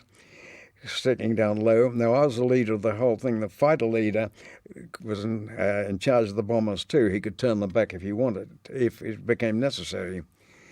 And we were hoping to have the element of surprise by flying over the water at low altitude, coming in over the land, and then we'd climb so we could bomb this aerodrome. But if 2 109s flew over when we were halfway across the bay, and as was they obviously had seen us, so reconnaissance aircraft. I then gave the instructions to climb, so we all climbed like mad. By the time we got over the coast, the whole Luftwaffe was there waiting for us, and this is where we had all these aces that we discovered later. Anyway, one of them, they went in over the coast with a stack of 109s picking at us. We had some Spitfires as top cover, but they were so damn high they didn't see a thing. They didn't come into it at all. But the 109s were coming down like rockets onto us, trying to go to the top squadrons we had 3 squadrons above us, other than the Spitfires who were way up. And they were coming through at high speed and trying to get the bombers. We were obviously keeping them off the bombers. One of our pilots was shot down before we got to the aerodrome, and after we were climbing up to catch up on the way home, the show was all over. I looked down, one of my pilots was down below being shot up by 3 109s. So I called up our squadron. They had the squadron above us was supposed to be the attack squadron. I was supposed to stay right alongside the bombers. I called for them to go down and help him, someone to go down, and no one went. I gave a couple of calls, and it was quite serious, so I disobeyed all instructions. Well, yeah, they were on the way home anyway, so I dived down to try and help. I got there too late. Just as I got there, there were 3 109s attacking. I hit the lead 109. I think I got him. In the meantime, I watched my buddy go in and burn furiously. And so I started then climbing up to try and catch the formation with the remaining 2 109s chasing me. We had learned how to avoid 109 attacks from astern by skidding slightly, by skidding your airplane slightly so it wouldn't be apparent to the guy shooting at you, but the bullets would go to one side. And then you'd wait to see the black coming off his wings to show his guns were firing, and then you'd take a violent evasive action from that juncture. And I had done this 2 or 3 times, and I was catching up with the formation above, and suddenly someone up above screamed, "Look out down below!" And I had lost sight of one of the 109s. I was watching an attack come in, but I'd lost the other one, so I panicked, and you shouldn't do that. And I turned, did a 360-degree turn. I went right through his cone of fire and got a cannon in the motor, which didn't seem to help much. And so I went down. I was fairly high by then, so I put in a vertical dive. I knew I'd had it. Went straight down and built up a speed of over 300 miles an hour. The 2 109s turned and came after me. So when I didn't want to have my controls shot away, thought if they hit my elevators, I would go straight in without control. So I pushed it onto the deck. I was still doing 300 when I last looked at the airspeed, and it's all fairly flat country with just a bit of salt bush around. So I probably bounced for 4 or 5 miles before I came to rest. And immediately I came to rest, I clambered out onto the wing, and the 2 109s came in. I thought, they're going to strafe me. They didn't. They went past at low altitude, and one of them either waved or saluted, and they were decent people. They probably knew I'd be picked up anyway. Anyway, I got home from that one. I had a few nasty moments getting back, of course, back through enemy lines. We were 170 miles behind the enemy, behind our lines, but I knew the army were going to attack that day, and I was praying like blazes they were successful, and they were. So I only walked about 50 miles in a straight line, but by wandering around, of course, I probably walked a fair bit more. And I was just getting over having had a broken leg, broken ankle, and a Pott's fracture. and I was probably unconsciously trying to help my left leg. My right leg was a crook one when I got in, which is I must have been favouring it. On the January the 22nd, I was flying as one of the leaders in bottom cover to attack an airdrome at a place called Zuara, Z-U-A-R-A, which was just up past Tripoli, quite a way past Tripoli. And the idea was to knock this airdrome out if we could, and any aircraft on it, because we were getting very close to Tripoli. And as we flew over Tripoli that day, we could see the New Zealand Army div moving in, and the trucks, everything streaming along the west to out of Tripoli. And actually, I think really that's the day Tripoli actually fell to the troops. Anyway, the top cover went across the Zwara airstrip first, and then we followed.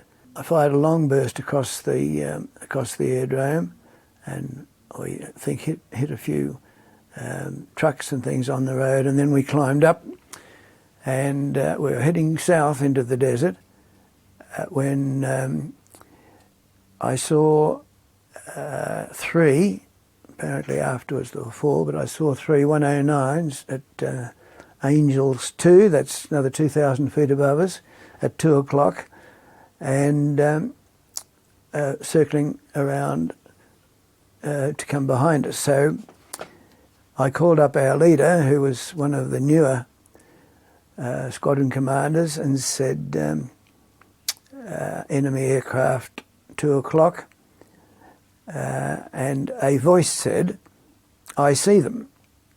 So that's, you keep quiet, then you don't break radio silence. I watched them come around and around till they got right to 6 o'clock, the usual thing, and then they made their classic attack. And they dived down at, I suppose, 500 feet below us, and then came up underneath, and still nothing from the leader. So if that happens, you can call turnabout yourself, and everybody turns at the same time. So I said, turnabout right, Shabby, aircraft, go. Shabby was our call sign. And as I turned, I nearly hit the leader as I went around. Nobody else had got the message. Now, in the heat of the moment, I didn't really realise that they were not coming with me. I saw blue flashes on one of our own aeroplanes at the rear of our 6, and I'd opened up, and as they came up, they flew through the stream of lead that I was firing, but I didn't see any damage.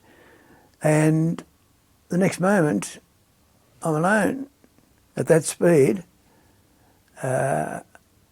airplanes disappear very quickly, and I just couldn't believe all of a sudden that I was left there with 3 109s and a fourth that I didn't know about. But I should then, I think perhaps it was the shock value. You don't think very well when you get a shock like that. And I called out, give me a hand back here, a few adjectives if I remember rightly, and the next moment I'm twisting and turning amongst these 109s. But they did it very professionally. There was one on one side, one on the other, and one above me. If I turned into the one on the right, I exposed the belly of my aircraft to the one on the left. But I diced around with it for a little while. I think not flying terribly well, because I couldn't quite believe it still that I was left to it. If I had, I'd have rolled on my back, dived for the deck, because the Kitty Hawk used to dive very fast, being such a big, heavy aeroplane, and get right down to ground level and try to stream away from them. But having shot down that 109 a few days before, I was a little bit cocky, and I thought I might get one. But Major Munchenberg of the German Air Force, who'd already shot down 126, made me his 127th in a fairly quick time. In actual fact, I wasn't going too badly when I felt this bang in the base of the aeroplane, and I felt my legs go numb below the knees, and some shrapnel had hit the throttle quadrant and opened up my hand a bit, but and the airplane went into a spin. But so I pushed the joystick forward to keep your airspeed, which you must do, to get out of a spin in a Kitty Hawk, kicked on the opposite rudder and held it, and she came out of the spin, still diving very quickly, and I knew she was flyable, so I began to think I'm going to be okay. And so I started pulling back on the stick and looking around to see that I wasn't being followed down, and I wasn't. So the aeroplane was pretty full of smoke, the cockpit. So I wound the canopy back rather than jettisoning it. I wasn't in much of a panic. And I started to pull it back to where she was almost straight and level, still looking around. I had heard a voice over the radio say, "There's one of your chaps in trouble back there, shabby aircraft." And that was 450 Squadron. They got my radio length, but nobody in my group had. And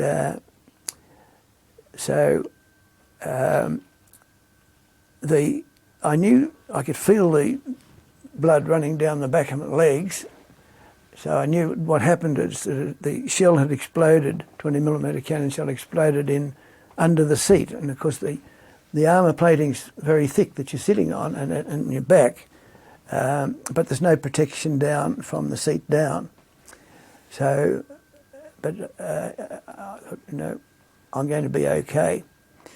So, as I say, I wound the canopy back, just had the aircraft just about straight and level, and a tongue of flame started to come in from the left main plane and over the edge of the cockpit. Now, my belief always was that those things, if they start to burn, get out. Don't attempt to crash land them, because so many chaps used to get down to perhaps 300 or 400 feet, and then the aeroplane would blow up or they'd burn too much for them and they lose their lives. So I set about getting out pretty quickly, and I first went to pull my helmet off, and the strap, I suppose I was pulling down instead of out, but it was tight, and I couldn't get it off and quickly and easily. So I did two things. I made one mistake. I undid the Sutton harness and let go of the joystick to grab the helmet with both hands, and the aircraft was still very nose heavy with that big heavy engine, and it bunted me forward just like a cork out of a bottle. I went straight out at the top over the windscreen, smacking my knees on the windscreen as I went out. I felt my neck rick as the helmet came off with my oxygen mask and everything on it. And the next moment I'm in the air beside the burning aircraft, and I pulled the ripcord, and as I pulled the ripcord, the aircraft blew up, and the aeroplane just moved away immediately. You don't move when you're in a parachute. It's virtually like being suspended, but the aeroplane dropped away quickly, just a mass of flame. I just got singed a little bit over the eyebrows and forehead, and a little bit on arm, and the parachute opened beautifully, and I always had it pretty tight, and I had no problem with it opening. Allen was captured and spent the rest of the war as a POW. By January 23rd, Tripoli had been captured by Montgomery's forces. Winston Churchill travelled there to personally congratulate the victorious 8th Army and the Desert Air Force on the 3rd of February. 3 Squadron began flying regular missions over the Mediterranean Sea, and in particular off the coast near Ben Gardain and in Zazis Harbour. And so began the squadron's score of shipping targets, which grew substantially during the months to come. The squadron was moved forward again into southern Tunisia, where they conducted low-level airfield blitzes behind the Mareth line. Rommel had withdrawn to Tunisia, and after a massive loss at the beginning of March against the 8th Army, he requested they capitulate in North Africa. But Hitler refused to pull the remaining army out and replaced Rommel with General von Arnim. 3 Squadron had moved to Nefatia, where they, with other nearby squadrons in the wing, assisted the fighting French force of General Leclerc's strafe German tanks, armoured cars and supply trucks. Then, on the 21st of March, the squadron moved to Medellin, 10 miles from the front, to escort Boston's and Baltimore's bombing the still German-held Mareth line. The squadron operated from here, under shell fire from German 88mm guns, for several days. The air power applied by the combined Desert Air Force during the Battle of the Mareth Line was enormous. Montgomery's original plan was a full frontal assault, but failed to make progress, and the 8th Army suffered considerable loss of life and equipment. No. 3 Squadron then provided protection to General Tiny Freiberg's New Zealand Corps, which consisted of 27,000 men and 6,000 vehicles and guns, accompanied by British armour, circling around in a 100-mile march across the desert over 6 days, to penetrate the enemy's south flank of the Mareth Line and attack the Tebaga Gap at El Hamma near Gibbes. 23 days after the start of the Mareth battles, the New Zealanders stormed this hard-won objective under the cover of well-coordinated air support, suppressing the German anti-tank guns. Of all the exploits and achievements of the Desert Air Force in Africa, the El Hamma breakthrough was probably their finest hour. It is commemorated with a separate battle honour on 3 Squadron standard. Throughout April, Allied forces continued to take ground with a massive effort from 3 Squadron, pushing the enemy back to their stronghold in Tunis. On the 19th of April, after 274 operational sorties comprising almost 472 flying hours, Bobby Gibbes officially handed the squadron over to the new CO, Squadron Leader Brian Eaton. Gibbes left several days later, under orders to report to headquarters in Cairo for new assignment. He'd finished his second tour, becoming the squadron's second highest scorer, with 10.5 enemy aircraft destroyed, 5 probables, and 9 damaged. Finally, on the 7th of May 1943, Tunis fell to the original Desert Rats, the 11th Hussars of 7th Armoured Division, 8th Army. By the 12th of May 1943, General Graf von Sponeck had formally surrendered to General Freiberg, and the North African War was officially over.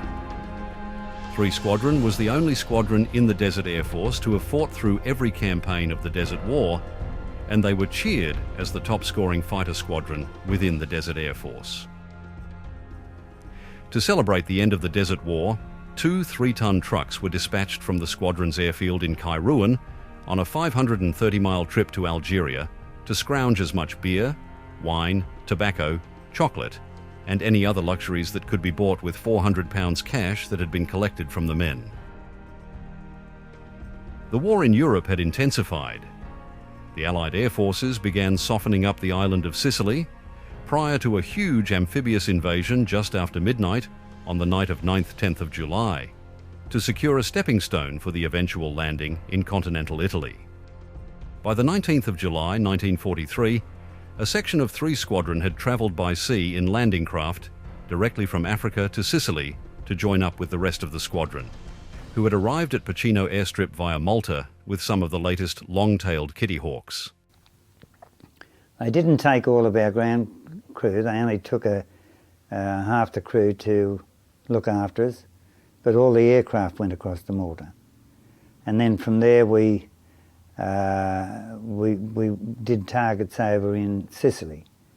And then when they'd moved forward, our ground crew went across straight from Africa to Sicily.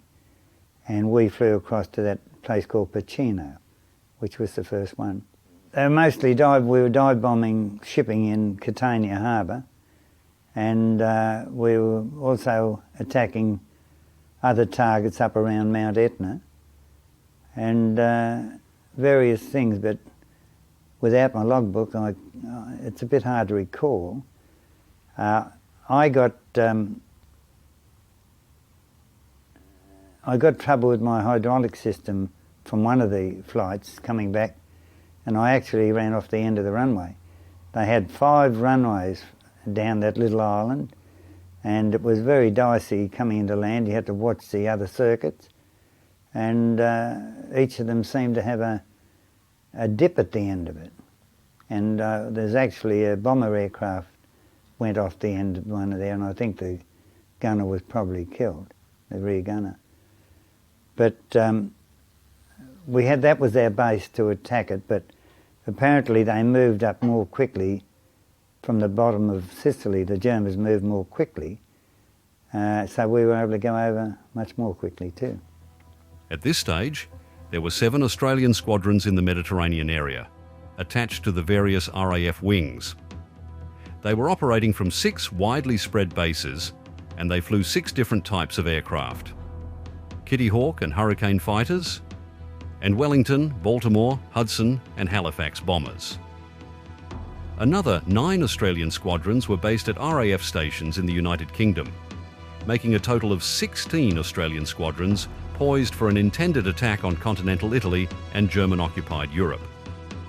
3 Squadron flew their first 12 operational sorties from their new Sicilian base on the 24th of July, bombing enemy gun positions around Catania. Intensive strafing and bombing attacks were continued for weeks against the Axis front line and communications. Then the squadron moved further north to Agnone, closer to the German stronghold around Mount Etna. During these sorties, the Kitty Hawks constantly ran into heavy anti-aircraft fire. In one notable instance, when Sergeant Howell Price's aircraft was hit, he crashed into the sea. Squadron leader Reg Stevens sighted him swimming a half-mile offshore. Stevens flew above him until an air-sea rescue Walrus flying boat arrived, but shells from an enemy coastal gun prevented the Walrus from picking up Howell Price. So naturally Stevens attacked and silenced the gun. However, his aircraft was hit and he was forced to crash land. Nevertheless, both pilots survived their ordeals and rejoined the squadron by nightfall. On the night of the 11th of August, a bombing attack destroyed a lot of the Tu-39 Wings aircraft, and over 80 airmen were killed or injured during the raid. Fortunately, 3 squadrons' personnel injuries were slight. See, it was a totally different war. Sicily, I think, we were gradually getting aerial control, and I can't recall any more than one night of bombing in Sicily. Near the end, we had one very good one. They came over one night when we were at Agnone. It had been built on a swamp, and the Jerrys had used it. And they knew we'd be using it, and so what happened is 2 planes came over and dropped flares right up all around the strip, 2 green ones. And then the bombers came in, and of course all they did was fly up the channel between the line, drop bombs. And fortunately, a week before, we'd been moved from down there because malaria rate was too high. Millions of mosquitoes. Sicily leads the world in malaria. So they moved all the bods, left our tents down there. We had other tents up the side of a hill, a mile and a half, 2 miles away, up high. And the Royal Regiment looked after, the Royal Regiment of Guards belonging to the Air Force. They stayed down and guarded the place, and anyone else could stay down. We had quite a few sergeants stayed down there. They had their tent, they were quite happy. But anyway, this night, bloody hell was let loose down there. And when we could, we sent a Don R down to see if all our blokes were okay. They were, but quite a few of the RAAF regiment had been skittled, and lots of planes. The next morning we went down, they dropped these really big, probably 1,000-pounders, and they'd gone into the soft earth way down underneath, and delayed action hadn't gone off. I had one beside my tent down there. So I said, you better remove the tent. We moved the tent. I don't know when it went up, but it went up, and there'd be a crater 40 feet across and 30 feet deep. So the drone was speckled with them. The first job was to explode the unexploded ones, which made these big craters, and get the bulldozers in and fill them all up. I think only half a day we lost. They had the whole strips finished, operating again. On the 3rd of September, exactly 4 years after the war against Germany had commenced, 300 landing craft containing 8,000 Eighth Army troops, British and Canadian, left the eastern harbours of Sicily and crossed the straits to land, without much resistance, on the Calabrian shore. 3 Squadron continued to operate out of the Agnone landing grounds in Sicily, attacking enemy transports and supporting the landed forces until, on the 14th of September, an advance party from the squadron moved to an Italian airfield at Grottaglie, near Taranto, on the heel of Italy. And the Anzio people had made a land, but they couldn't get off the beach. And the trenches were only 20 or 30 yards apart.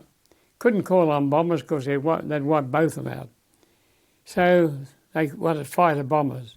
Well, we are way over in Sicily. No way could a fighter bomber fly from Sicily right across the other side of Italy and get back again. So they said, right, be ready to go in the morning and you'll land at Grottaglie in Sicily, in Italy. And they put an airborne division in, half at night, half next morning, took the place and secured it. But they only saw a couple of Germans, which they grabbed. Everybody had gone across to fight the landing. So it didn't take much to secure it at all. We landed, no trouble, no one firing at us anywhere. And I think I told you about getting stuck into refuelling, a hell of a job. Took a long time, but it was most successful. The main force of the 8th Army and the US 5th Army had landed at Salerno on the Italian western coast, about 200 miles northwest of Grottaglie, and the Italians had simultaneously announced their surrender. The Allies nonetheless encountered heavy German resistance at Salerno, and having failed to secure a beachside airstrip, desperately called for external air support. So, from the moment that 3 Squadron landed on Italian soil, the small group of pilots and ground staff joined together to manually refuel and arm the Kitty Hawks. Within an hour, they'd taken off again to begin the first of many operations against the encircling German forces at Salerno. This flight, led by Brian Eaton, was the first Allied air formation to operate from an Italian mainland airbase. Another first for the squadron. So Brian Eaton came to me and he said, pick enough troops to service 12 aircraft and petrol. They've got petrol had to go in 44-gallon drums, hand pumps, cooks and bottle washers, a few ambulance people. In other words, be able to operate in case anyone got hurt, they had to be taken care of. And we chuffed off about 10 o'clock in the morning, flying to Italy. We got over Italy and looking down at the lovely green fields there and vineyards. And that morning they'd put half an airborne division in to secure the area and had sent half the night before. And they had secured the area outside Taranto. And outside Taranto, 5-6 miles out was Grottaglie Airfield. So we landed on Grottaglie Airfield, didn't see any Germans, but our Air Force was flying around us the whole way, top and bottom and side cover. We landed and some of the boys started refueling the aircraft while the others had a feed as soon as it was ready, changed over, and it took a really long time to hand pump from 44 grams under all these aircraft. We had to get every bit we could into them. Then came the bombing up. What a ruddy job. Lifting 500-pounders up without a cradle, yuck. Anyway, we got the job done. And they chuffed off fairly late in the afternoon, must have been 3 o'clock, might have been later. They chuffed off and, they must be gone 2.5 hours. They came back at night time. And we're on a strange trip. There's no lights or anything, no tankers, nothing there. So we had to put tins of kerosene out on the strip to market. And Brian Eaton came in, he made a perfect landing, no trouble. He was a pre-war bloke. Next bloke came in all right. The third bloke, he didn't seem to be moving, he pranged. We had 3 prangs out of the aircraft. I forget whether we had 12 or 15, but we had at least a dozen.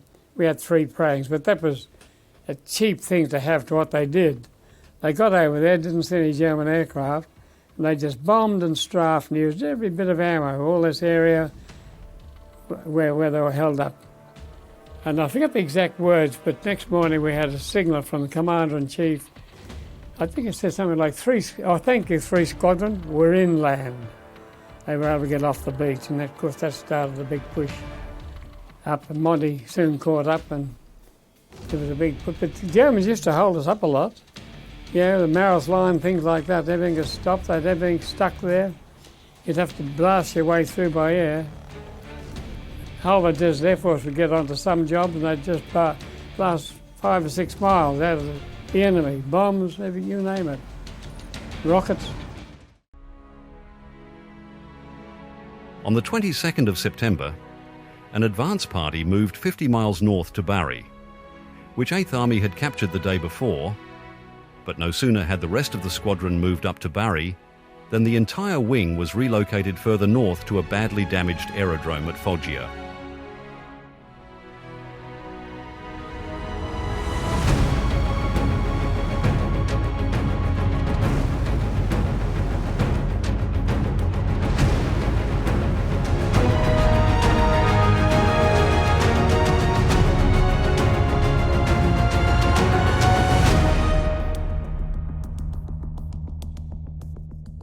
Again, the squadron was on the attack, bombing and strafing enemy transport supply lines, tanks, gun positions and troops around the rail centre of Trimble, flying on occasions at only 500 feet.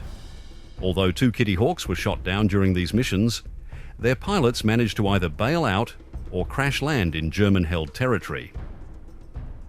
With great courage and ingenuity, they evaded the German soldiers pursuing them. The fugitives were helped by friendly Italian farmers, who held a strong dislike for their ex-allies, ever since Italy's new leader, Marshal Badoglio, had declared war on Germany and Japan on the 13th of October 1943. Despite heavy rains during October, armed reconnaissance of the area between Pescara and Trimble continued, involving many attacks on rail and motor transports until on the 24th of October, orders were changed, and the squadron began the first of a series of anti-shipping operations over the Adriatic Sea, using long-range fuel tanks fitted onto the Kitty Hawks. Shipping around the Lagosta Islands and German fortifications in Yugoslavia were common targets set by the Desert Air Force controllers. The next airfield to be occupied by the squadron, together with the rest of 239 Wing, was at Mailey, where they had to live under canvas in intensely cold weather with frequent rain. It made living difficult and flying even more difficult, but still a dozen or more sorties a day were made, some against German shipping in Yugoslavian harbours. By mid-November, winter gales had slowed most operational activity. Towards the end of November, the 8th Army overcame strong German resistance and crossed the Sangro River to establish a bridgehead. Wet weather rendered airfields unserviceable and generally hindered air activity.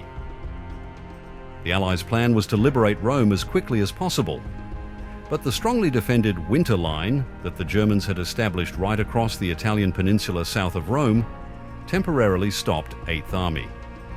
Violent weather and another enemy defense line, known as the Gustav Line, slowed down the US 5th Army trying to get to Rome to join up with 8th Army. 3 squadrons spent December dive bombing and strafing enemy fortifications and carrying out raids across the sea on German targets in Yugoslavia. In January of 1944, 239 Wing leader, South African Lieutenant Colonel Wilmot, had test flown a Kitty Hawk, carrying two 500-pound bombs under its wings, plus a 1,000-pound bomb under the fuselage, equalling the bomb load of a twin-engine Boston bomber. 3 Squadron began bombing with 1,000-pounders. Flight Lieutenant Jack Doyle would drop 3 Squadron's first 1,000-pounder, and his direct hit was the first of many scored by the squadron with these bombs. The boys liked the idea of being dive bombers. They'd go and dive bomb transport or whatever, and then they could use themselves as fighters. So they could do 2 jobs with the one plane. And then later on we said, well, gee whiz, if they can carry one, perhaps they can carry 2. So we set it up that we could put 2 250-pounders side by side.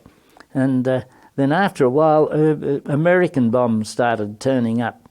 Must have been under some system that these American bombs started to show up. They were a different shape sort of bomb. They were carting 500-pounders then. And then there was 3 40-pounders under each wing.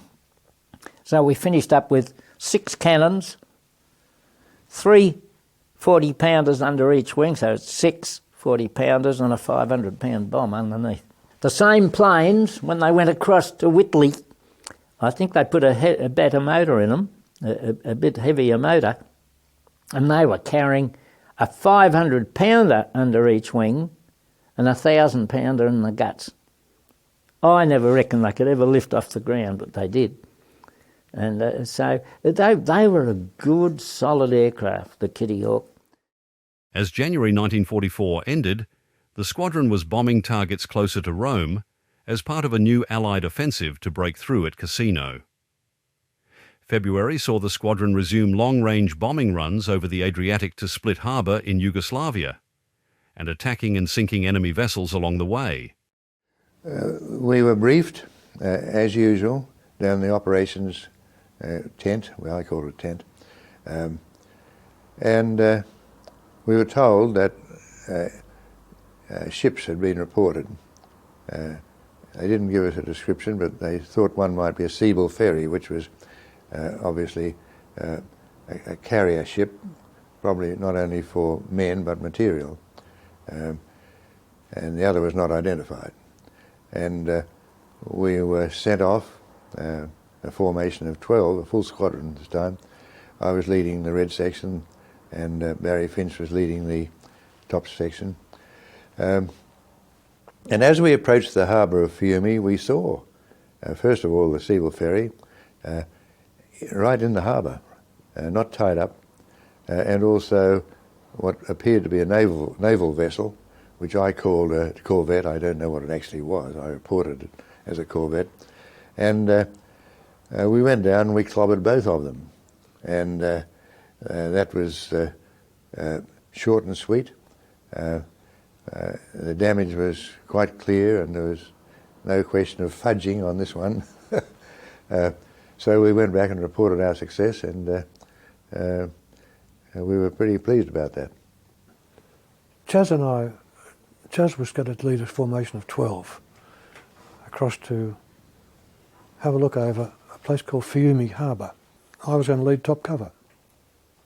Top cover is like another 6 above the other formation, up sun, so if any aircraft attack us, top cover is the one that engages it first and protects the fellows in the bottom section from their bombs, from losing their bombs. So we took off with 12 Kitty Hawks, with Chaz leading in the front, and finally we got over to Fiume. The briefing was quite full. We knew exactly what we were going to look for, but we didn't have any definite target as to any specific ship or something like that. That was left to us. And when Chaz got over there, they started to throw up a hell of a lot of anti-aircraft, heavy aircraft, the 88, that's the black stuff.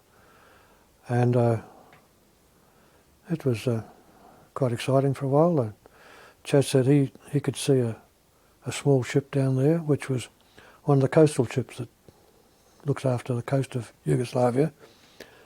And the reason we were concerned about it was that Germans had sent a lot of troops down to southern Yugoslavia in the event of a landing in that part of the world. If they had, they'd need to have some sort of defence down there. But now the landing had taken place in Normandy, he wanted to bring his troops out. And there's only about 3 roads you could get them out. And one was to bring them through Fiume and either go on another straight inland from there up into Vienna, or he could take them by water from Fiume up to northern Adriatic somewhere. And so Chas took his 6 down, and they really knocked this thing over that he could see floating around there. It was just underway, and it was just leaving the harbour. And it sank, and they struggled ashore and got the ship more or less beached, but it was all burnt out and bombed out. So it was very successful, that part of it. Then he told me, he said, well, Blue Leader, you take your lot in and see what you can find. He said, I think there's something else down there that you might want to look at. And I found a corvette, a German corvette, just heading off up the coast. So we went after it. And we got 3 bombs on direct hit, and the rest were all very, very near misses. And the thing just disappeared from blue, just aside, it just went. 1 minute it was there, next minute it was under the water, just filled and went. Just incredible. Down she went like a packet of crackers. And so I took all the fellas back and rejoined the formation with Chas. Then he said, would you like to do a recce and see is the other one still going, or is it all okay? Are you quite sure about it? And I said, I'm pretty sure about it. I think we got them both. But he said, I'll go back and have a look if you'd like to hang around. He said, oh, we'll wait. And so I decided to do the check alone. I went back over the town. Of course, this time all the anti-aircraft was firing at me. Not just 6 aircraft, but 1. Or not 12, but 1. And it wasn't very pleasant at all. So I thought, well, I'll do a quick trip down at low level. I could see what I wanted to see already, really. And I'll see if I can, sharpen a few up with a bit of a strafe as I go down the hill, because there's a great big hill up behind Fiume. And so that's what I did. And so we were credited with the 2 ships, one corvette and 1 Seagull. And we had another one in the Mustangs.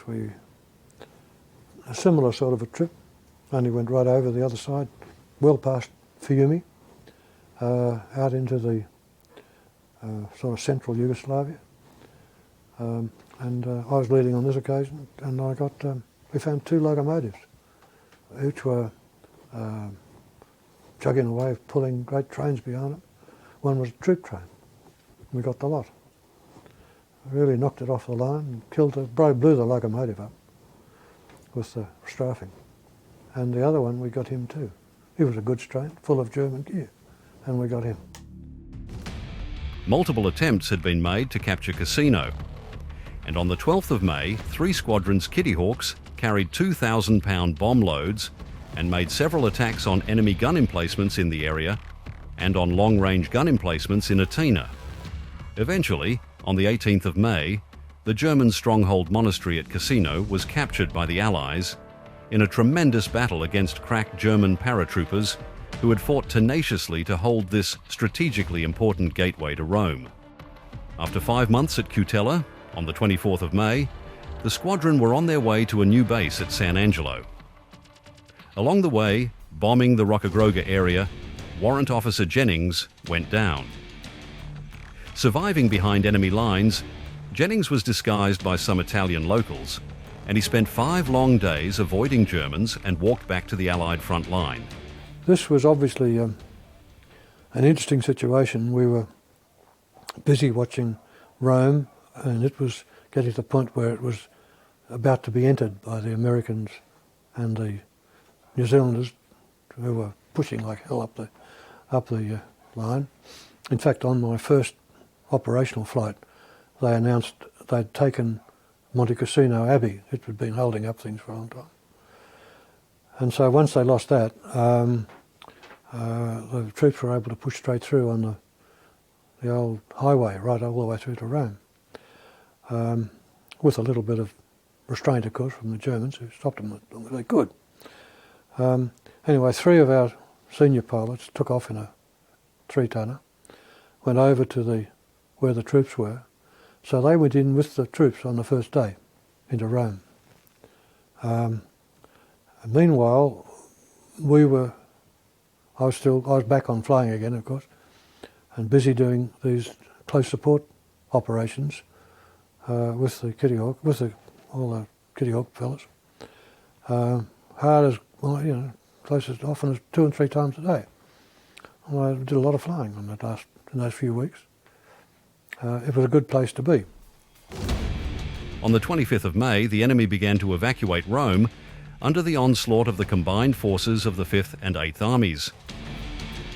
3 Squadron flew constant sorties for the next week against the retreating enemy on the roads around Rome, and they had a field day on the 30th when they found 200 transports jammed nose to tail and 3 wide on a road south of Subiaco. The end result, after other squadrons from the wing joined them, was a long charred column of wrecks. Once that line was broken, the Germans retreated to a next defensive line, and that meant movement by road.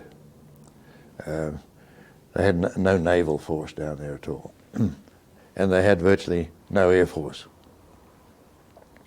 by that time.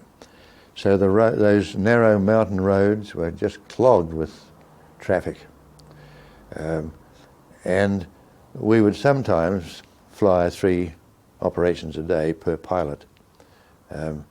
So that left little time for anything else. 2 flights a day, 2 operations a day for each pilot was quite common. It was high summer, the days were long, and the targets were plentiful. And it wasn't just a matter of having targets, but it was a matter of the strategy of the army to interdict this movement as much as possible and to inflict as much damage on men and material as they possibly could before they took up their next defensive position. So the roads were clogged, and during the daytime, some of the aerial photographs that one can still see just showed these long lines of vehicles, some of them HDVs, horse-drawn vehicles, which we used to claim. That might be more shocking to you than claiming a human target. But they used anything they could to get out and set up this defensive line. Whenever this situation subsisted, cutting narrow mountain roads, cutting bridges, cutting railways, hitting at strong points and armoured points in support of the army, occurred mainly in the early and midsummer. If any bad weather intervened, we might be sent off to Yugoslavia, mainly to the coast, to interfere with marine traffic up and down the coast of Yugoslavia. That was a favourite form of transport for the Germans because there were no partisans out there on the water. They were hiding in the woods and valleys and mountains of the mainland, or the hinterland, I should say. So the Germans tried to move things, a lot of things, by boat.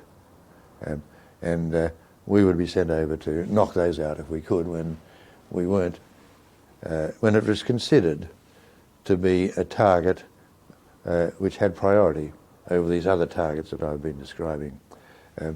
And it was only bad weather where we really had such low cloud that we couldn't get at a target without extreme danger to hitting hills that were not clearly were not visible at all. During the 4th and 5th of June, the Allies marched into Rome, and a week later, the squadron moved to Guidonia, which was little more than an hour's drive northeast of Rome. During the next 10 days, many of the men in the squadron took the opportunity of visiting this famous city But, during the same time, they still flew 48 sorties against enemy transports and gun positions. Then, on the 23rd of June, the wing moved again, this time to Falerium. Day after day, the wing provided air support for the ground troops as they advanced northward, chasing a retreating German army. The pace stepped up, and on some days, the squadron flew 36 sorties as far north as Florence and Rimini. The squadron continued to move up close behind the line to provide constant bombing and strafing sorties at the retreating enemy. By the 15th of July, the enemy had retreated north past Arezzo, but they didn't retreat from Florence, and it took almost another month before Florence could be liberated. During that month, the squadron continued to provide air support for the attacking 8th Army and still managed to carry out many shipping and rail strikes. I hated the flying around the Arezzo bit, which was very vicious and very dirty bit. The weather was fine and clear. Arezzo was controlling a major access road to Florence. And the flying was, the actions were very bitter. They were bringing in artillery and just not without time to camouflage it or conceal it. And we were going down to knock it out as soon as we could. It was a bit like sitting here and you could see the aeroplanes over there going down in the bomb dome. And that's how close we really were. You could do a trip over in 10 minutes and back again in another 5 or 10 or thereabouts. And the results were always close support work, heavy ack-ack. And at night, in the last one of the day, was the worst, because by that time you'd done 3 or 4. And instead of just seeing the puffs of smoke or the explosions of the anti-aircraft fire, you're seeing the explosions in colour, technicolour, and you're getting the traces and all the bright lights. It was like Sydney Harbour on Boxing Day or Christmas night or New Year's Eve. It was the colour, all the colours made it even worse, and I didn't like it much, but it didn't matter. We lost 2 or 3 blokes around there, and it was a very sad time for us, really. By this time, the Luftwaffe was rarely seen. However, the German anti-aircraft gun crews were dangerously accurate against the attacking Kitty Hawks. 3 Squadron was the first RAAF unit to be equipped with North American P-51 Mustang IIIs, and between the 13th and the 15th of November, they received 5 of these new fighter bombers. A few days later, operations were suspended, while pilots and ground staff trained on their new aircraft, and before long, most were saying that the Mustang was quite an improvement on the faithful old Kitty Hawk. We were told towards the end of my tour, probably in November, that we were going to be converted to Mustangs. And that was a great morale booster. They were very fine aircraft, streets ahead of the Kitty Hawk, steady in a bomb dive, faster, more manoeuvrable,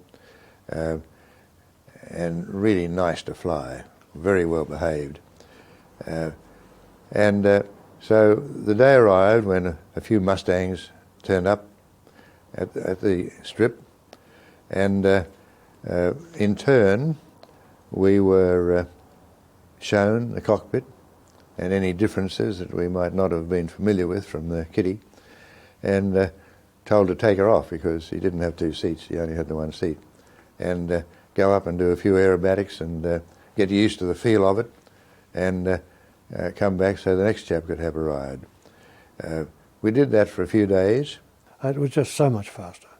And it had a supercharger which at 14,000 feet or thereabouts would come in as though a giant hand had grabbed the aircraft and thrown it like a dart. It was just an extraordinary feeling of power. The power was, you'd open the throttle and you'd get 52 inches of boost pressure, which was enormous compared to what a Kitty Hawk could have. And this big prop would go around and hooly-dooly, it would just rocket you down the runway. They would land, come in over the fence to land at 120 miles an hour, but came to a Kitty Hawk, which would around about 80. So it was a lot faster coming in to land. And that took a bit of getting used to for a little while. But apart from that, it was just the most superb aircraft you could ever imagine. The pilots found that Mustang's steady, smooth diving capability gave them more accurate bombing results, and its speed, rate of climb and range were far better than their former Kitty Hawks. It could fly at 430 miles per hour at 30,000 feet and reach that height in about 12.5 minutes. With a long-range fuel tank attached, it could fly for 5 to 7 hours and cover almost 2,500 miles. It could carry 2 1,000-pound bombs or a single bomb, plus the long-range fuel tank, which could be dropped before the start of a bombing dive. The Mustang had only 4 0.5-inch caliber machine guns and carried 250 rounds of ammunition. Less than the Kitty Hawk, but still provided adequate firepower. The squadron's last Kitty Hawk operational flight, comprising 12 aircraft, took off from their new landing ground at Fano on the 20th of November 1944. After completing an attack on gun targets in the Faenza area, they were handed over to the maintenance unit for transfer to other squadrons as required. Then, on the 22nd, the squadron's first operational flight of 6 Mustangs escorted a Lysander on a special mission over northern Italy. Incredibly, during the journey, a 12th US Air Force Mustang mistook the slow-flying Lysander for an enemy and shot it down before the squadron escort could do anything to prevent it. But subsequently, the squadron's 6 pilots were cleared of any blame whatsoever. I think probably the first operation that I went on was that one in which the 2 agents were shot down in the Lysander. We were in Mustangs, remember, which were far speedier than the Lysander, so we were just doing this weaving around the Lysander because it was so slow, and we had to weave in order to keep back with it. And the American formation was over here at, say, 10 o'clock, and they just flew around for a while, and then suddenly one of them obviously took it into his head to shoot down this aeroplane which he had wrongly identified as a German aeroplane. It had the RAF rondelles on it and was quite different, was noticeably different from the similar German aircraft, but obviously his aircraft recognition skills were lacking. And he thought he'd shot down an enemy aircraft. Early in December, it was so cold and wet that the squadron was stood down from operations for several days. When flying did resume, the weather was unpredictable. On the 6th, complete cloud cover closed in on a flight of 3 squadron Mustangs returning from a strafing run over Yugoslavia, and one flown by Warrant Officer R.E.R. Fountain disappeared without trace. Another 6 of the 10 aircraft from South African 5 Squadron also disappeared in heavy cloud that day.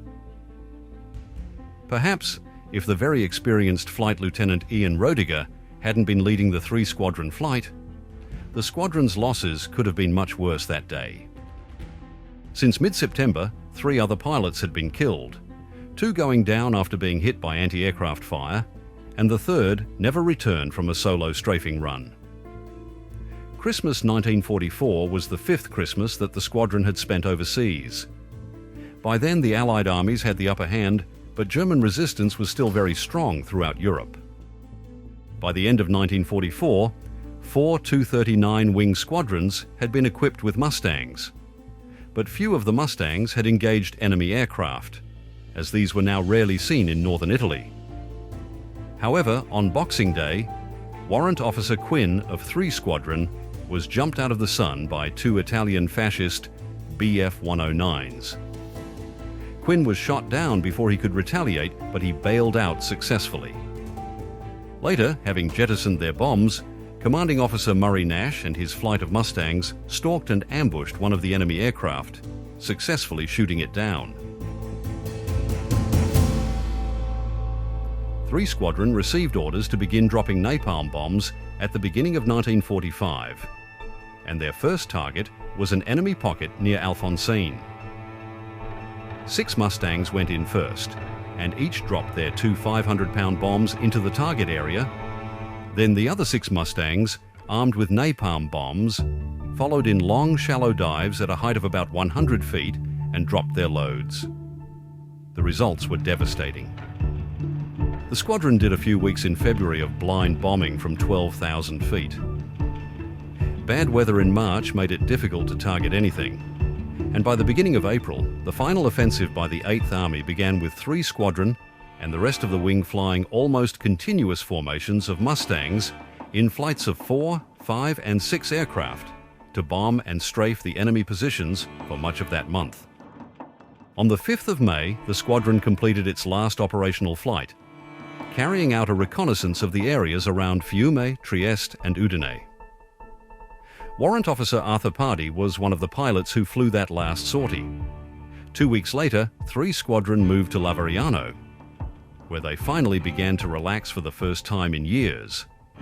Although many in the squadron confessed to a strong feeling of anticlimax and even depression with the realization that the war against Japan still had to be won. Squadron leader Murray Nash continued to lead the squadron during its winding down period, which involved final moves on the 20th of August to Taranto and back to Al Mazrah, Cairo on the 13th of September in preparation for its return to Australia. By the 15th of December 1945, the squadron was back at Point Cook, and Flight Lieutenant A.J. Holter took temporary command on the 16th, until Flying Officer W.M. Campbell relieved him on the 11th of March 1946. But by then, the RAAF command had decided to disband the squadron, so, for the next 3 months, only a skeleton structure of 3 squadron existed to carry out the necessary administration work. On the 30th of July 1946, the squadron was officially disbanded. 3 squadrons' record of 25,663 operational flight hours and 192.5 enemy aircraft destroyed, 63 probable, and 141 damaged, made it the highest scoring RAAF fighter squadron. The squadron had also destroyed a further 29 aircraft on the ground, 709 motor vehicles, 12 locomotives, and 325 rail cars were claimed. The squadron also scored 73 direct dive bombing hits on bridges and more than 800 other ground targets, including roads, railways, buildings, such as pinpoint raids on German headquarters, and enemy artillery. One large dam was busted to prevent the Germans using its water as a weapon. In strikes over the sea, 54 vessels of varying sizes were sunk, including 10 ships of more than 1,000 tons each. The squadron had lost 78 personnel during their deployment. They will not be forgotten.